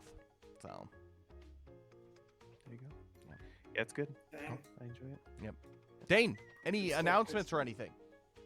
As far as announcements go, Kyle, you're continuing a Hogwarts Legacy on Sunday You or know Monday, I your am. time, I guess. Heck yeah, it's And gonna that'll be good. It's gonna be a sweet. good time. As far as other announcements, so for the next week, it's gonna be a pretty normal week. We don't have AME and we don't have Everlast again. August is a weird month where AME and Everlast is in the same week. The second Tuesday of the month happens to coalesce, or first and third Tuesdays of the month happen to coalesce with the fourth or second and fourth Fridays. So, the weekend of the 22nd will be the week next time we have Everlast, as well as AME will be that week too. So next week's a pretty light week. Kyle's gonna be playing a lot of Hogwarts Legacy. So again, Sunday, Tuesday, and Thursday, and nothing on Friday. As far as Everlast related stuff goes, that's not part of the Tabletop RPG. As far as the TCG goes, we do have Everlast League, the TCG, starting at Inconceivable Toys and Games on the 26th. So it's in a couple of weeks. But basically, every fourth Tuesday of the month at Inconceivable Toys and Games in Castle Rock, Colorado, from 5:30 to 8 p.m., we will be hosting Everlast League. So if you, especially if you live in Colorado and in the general vicinity, the nice thing about Castle Rock is it's kind of central. I know there's a pretty big community down in Colorado Springs, but also in the Denver area. So it's not like super close to either, but it's in between both. So it's kind of a nice little hub to be able to go to. But yes, that'll come join us for that. That should be a grand old time, and we'll get everyone all set up and situated with their member IDs, and you get a bunch of free stuff and promos for coming, just for coming. And if you don't know how to play, that's totally fine. I will be Come off fight the forest. Yeah, come fight the forest. That freaking deck is insane. Oh, I love this deck. Those of you who know how to play, come and just enjoy enjoy playing some Everlast TCG with your fellow Everlast TCGers. If you don't know how to play, that's no problem. I will be there to help teach you how to play. And then once the next league happens in September, then you can come and play and enjoy as well. But yeah, come get a bunch of free stuff too, including promos and posters, unique posters. They're different than the Kickstarter posters, so if you want unique posters, come for those. It should be a grand old Nice. time. And what else as far as that goes? If you want to be able to continue to support the creation of Everlast, whether it's the tabletop RPG or the TCG, specifically when it comes to the art, there's a couple ways that you can do that. So that the first one is through Coffee of the Realm, and the second one is through Fragrances of the Realm. There are Everlast themed coffee and candles, and they're really good. The coffee, we have 8 different roasts from light to medium to dark to decaf. So come join us, and all the artworks on there are based off of places in Everlast. It's official Everlast artwork, so it's a cool collection piece to have, and the coffee's really good. So consider checking them out. All proceeds go towards the payment of the art, and it's the same thing with the candles. So you have a bunch of different scents for the candles. They smell really good, and they're a good way of livening up a tabletop RPG session, or just in general making your place smell delicious. So feel free to get those, because those also, all the proceeds goes to helping us pay for the art. And then the last way is through Daisnaki. They're a Japanese sweets and luxury treats company based in Tokyo, Japan. They're a small family business, and if you do decide to order from them, they have free international shipping. I think that's still the case. I'll have to double check with that. I know tariffs and stuff can bump things up and down, but I think it's still free international shipping. But I'll get back to y'all on that. And as far as if you do decide to buy from them, make sure at checkout there's a little box where you can type I came from Fantasy Forge, or Fantasy Forge sent me, or Forge sent me, something along those lines. Anything with Forge or Fantasy Forge in that's how we get the referral for that. If you don't put that, then we don't get the referral, and we don't get compensated for that. So please, please, please don't forget to put that. I know in the past there have been 1 or 2 people who have forgotten to put that, and that has been a bummer. But if we do hit a referral limit, then we do give away boxes for free on the channel, which is cool. We've already given 2 boxes away for free, and if you do decide with your message to put I came from Fantasy Forge, feel free to also put your Twitch username, because we get that information, and then when the giveaway actually happens on stream, you get more raffle tickets, so you actually have a bigger likelihood of winning a free omakase box, which is one of their boxes that they sell. But it's a great way to be able to experience Japan, especially if you don't go to Japan, because all of the snacks and all of the treats are not just your normal Pocky and Kit Kats, though they are included, but it's actual like stuff that Japanese people eat from the kombini, and they're all seasonal, because everything changes with the seasons too. So every omakase box will be different depending on when you get it throughout the year. So so feel free to check them out. Again, that's the best way of being able to support us. Kyle, any other news or anything regarding streams, regarding TCG stuff, regarding anything? Just check out the Discord. The Discord is where we post all of our going live notifications, so you never miss a stream. I know we are growing our community actually by a decent amount lately, which is awesome to see that. But a good way if you don't want to miss streams, especially if we're streaming at we try to stream at pretty consistent times, but if there are, like, for example, today, times that we do start a little bit later, but like, oh, is there actually Everlast today? We'll let you know via the like the Discord. So that's the big way. Also, YouTube. That is our biggest place, especially if you are interested in the tabletop RPG, for catching up on like all of the Everlast AME episodes. Like that's where that's posted. And also the TCG. If you want to learn how to play the TCG, learn more about it, and like how like the amazing fun game that it is, like that's going to be your central hub for that. I do have a question, Max. So what decks do you currently have on hand that you're playing right now? On hand, I've got my Great Old One EX deck, which is signed. Let's go. Woo! By the way, those signed cards are case hits, by the way. And so if you do happen to pull one, that's really good, because it's like 1 in every 48 packs that you're actually able to get one. So I think, and for each EX, I believe there's only 6 of them. For each EXP in the first edition print. So there's going to be an unlimited print that comes out, so there's going to be more of them, obviously, but at least in first edition of each EX, there's only 6 of the signed ones for each individual EX card around. So yeah, definitely cool. The big features of this deck are you've got a full line of Earth sprites, which actually the non-hollow is probably easier to see. Because if you've got all three of these next to each other, you get 12 mana a turn, which is absurd. Yeah, it's all the mana you need for like the game basically. Well, I guess these The guys great- take a lot of mana to use, so. Yeah, the great old one EX, who has the highest HP, but also hits like a truck. Well, He hits discards cards enough. too, which is annoying. And then the Stone Golem, which the whole point of this deck is to make this guy unkillable. Unless you got He your naturally Flames of takes Landis 40 Strain. less damage. And then just extra cards to make him take even less damage. That one is probably the most fun. But then my obligatory Zill deck. Yep. Yeah. Which Zill's a lot of fun. He's not the main feature of the deck, but he is a lot of fun. It's okay. In my Yuki deck, Yuki's not the main feature either. Because So. the main feature is probably Gala EX. Ah, yes. Ah. Oh, it's another Um, signed Gala. Another signed. And but this one's rough because it's got a much higher mana cost. It doesn't have the beautiful Earth sprites. The mana It's generation. got Kelvic, Karavik no? or Kelvic. it's got Kelvic who helps, but it's a mana heavy deck, but it's got some preemptive strikes that really go a long way. So For sure. those are my two favorite. I also tweaked the Inquisition deck. I took out the Earth Shia, made it mono dark, put the Adventurer Assassins in, and that one's a lot of fun. It's cool. Dane, your decks that you currently have play tested or you're in the works of making. Yeah, so I have 4 decks. I have 3 good decks and 1 evil deck.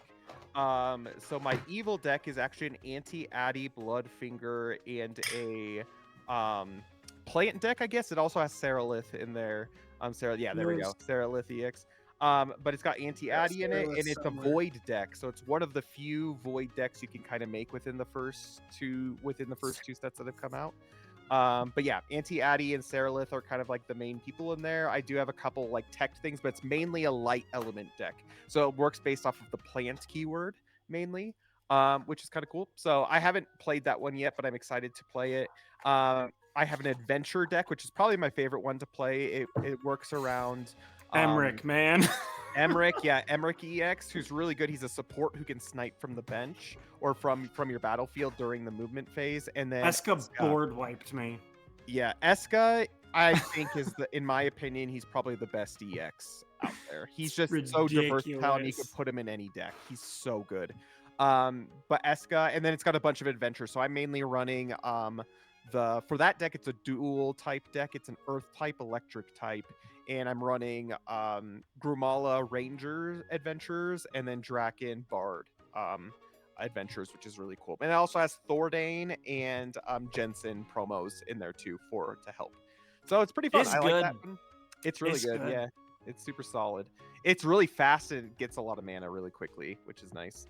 I also have a Frost deck. It's not the best. I need to tweak it a little bit more, but it's really trolly. It works based off of freezing your opponents, and it's very defensive, so very thick. It's kind of high mana cost, but if you can get it set up, then I can see it being really, really good. Yuki's the main attacker in that one, and then my last deck that I actually haven't used yet is a mono Earth Grimala deck. So that one has Little Miss Clarice Honeypetal and Ramilda Gitta, and then it runs Rangers and other Roinville Grimala, which is cool. So theoretically, it should be very good based off of the abilities, but I can't wait to try it. So it'll be good. And then I have 2 decks that I am pretty excited to continue playing with and testing, which are, one of them is a Gorgonath EX deck, and so it's got Gorgonath Gore and basically a slew of orcs to be able to throw out, which is really cool. Again, I think the biggest issue with the Frost decks right now is mana generation, because they're pretty high mana cost, but the nice thing is the archers rangers only have a 1 mana cost, and so like they're like attackers, and so they can for very cheap they can do stuff. And the orc trackers have the ability to inflict poison and stuff like that. Yeah, some big thick things. Gorgonath is just so good. Gorgonath's definitely top 3 card heroes of the Raising of Helix. He's super good. And then my other one is actually interesting. It's a light deck, but it's like a light Helix deck, and so it uses primarily Aelfric and Prince Hector, and then all of the knights and stuff there, and then I have a Tecton Alexander for the dual typing to give them further damage buffs, and also I have Ferdinand in there as well to do some stuff. But it's Do you have scholars in there? I don't have scholars because I don't. The only dual type I have is the King Alexander. So he can generate his own mana if I do need him to do that. But everything else is just light mana based. So the light scholars, the one good thing about them is they have the ability to convert mana to other types, which is really cool. So very unique. But yeah, so I just wanted to quickly, as like a note, if you guys are curious about maybe some deck building tips and tricks, if you guys aren't in Colorado and can't come to League and stuff, like some possible things that you can do for deck building. It's very exciting. So if you guys have cards, or if you're interested, we will be opening our online store hopefully pretty soon, so you guys can order the rest of our stock of our first edition, and then soon to come the unlimited release of the Heroes of the West and Raising of Helix.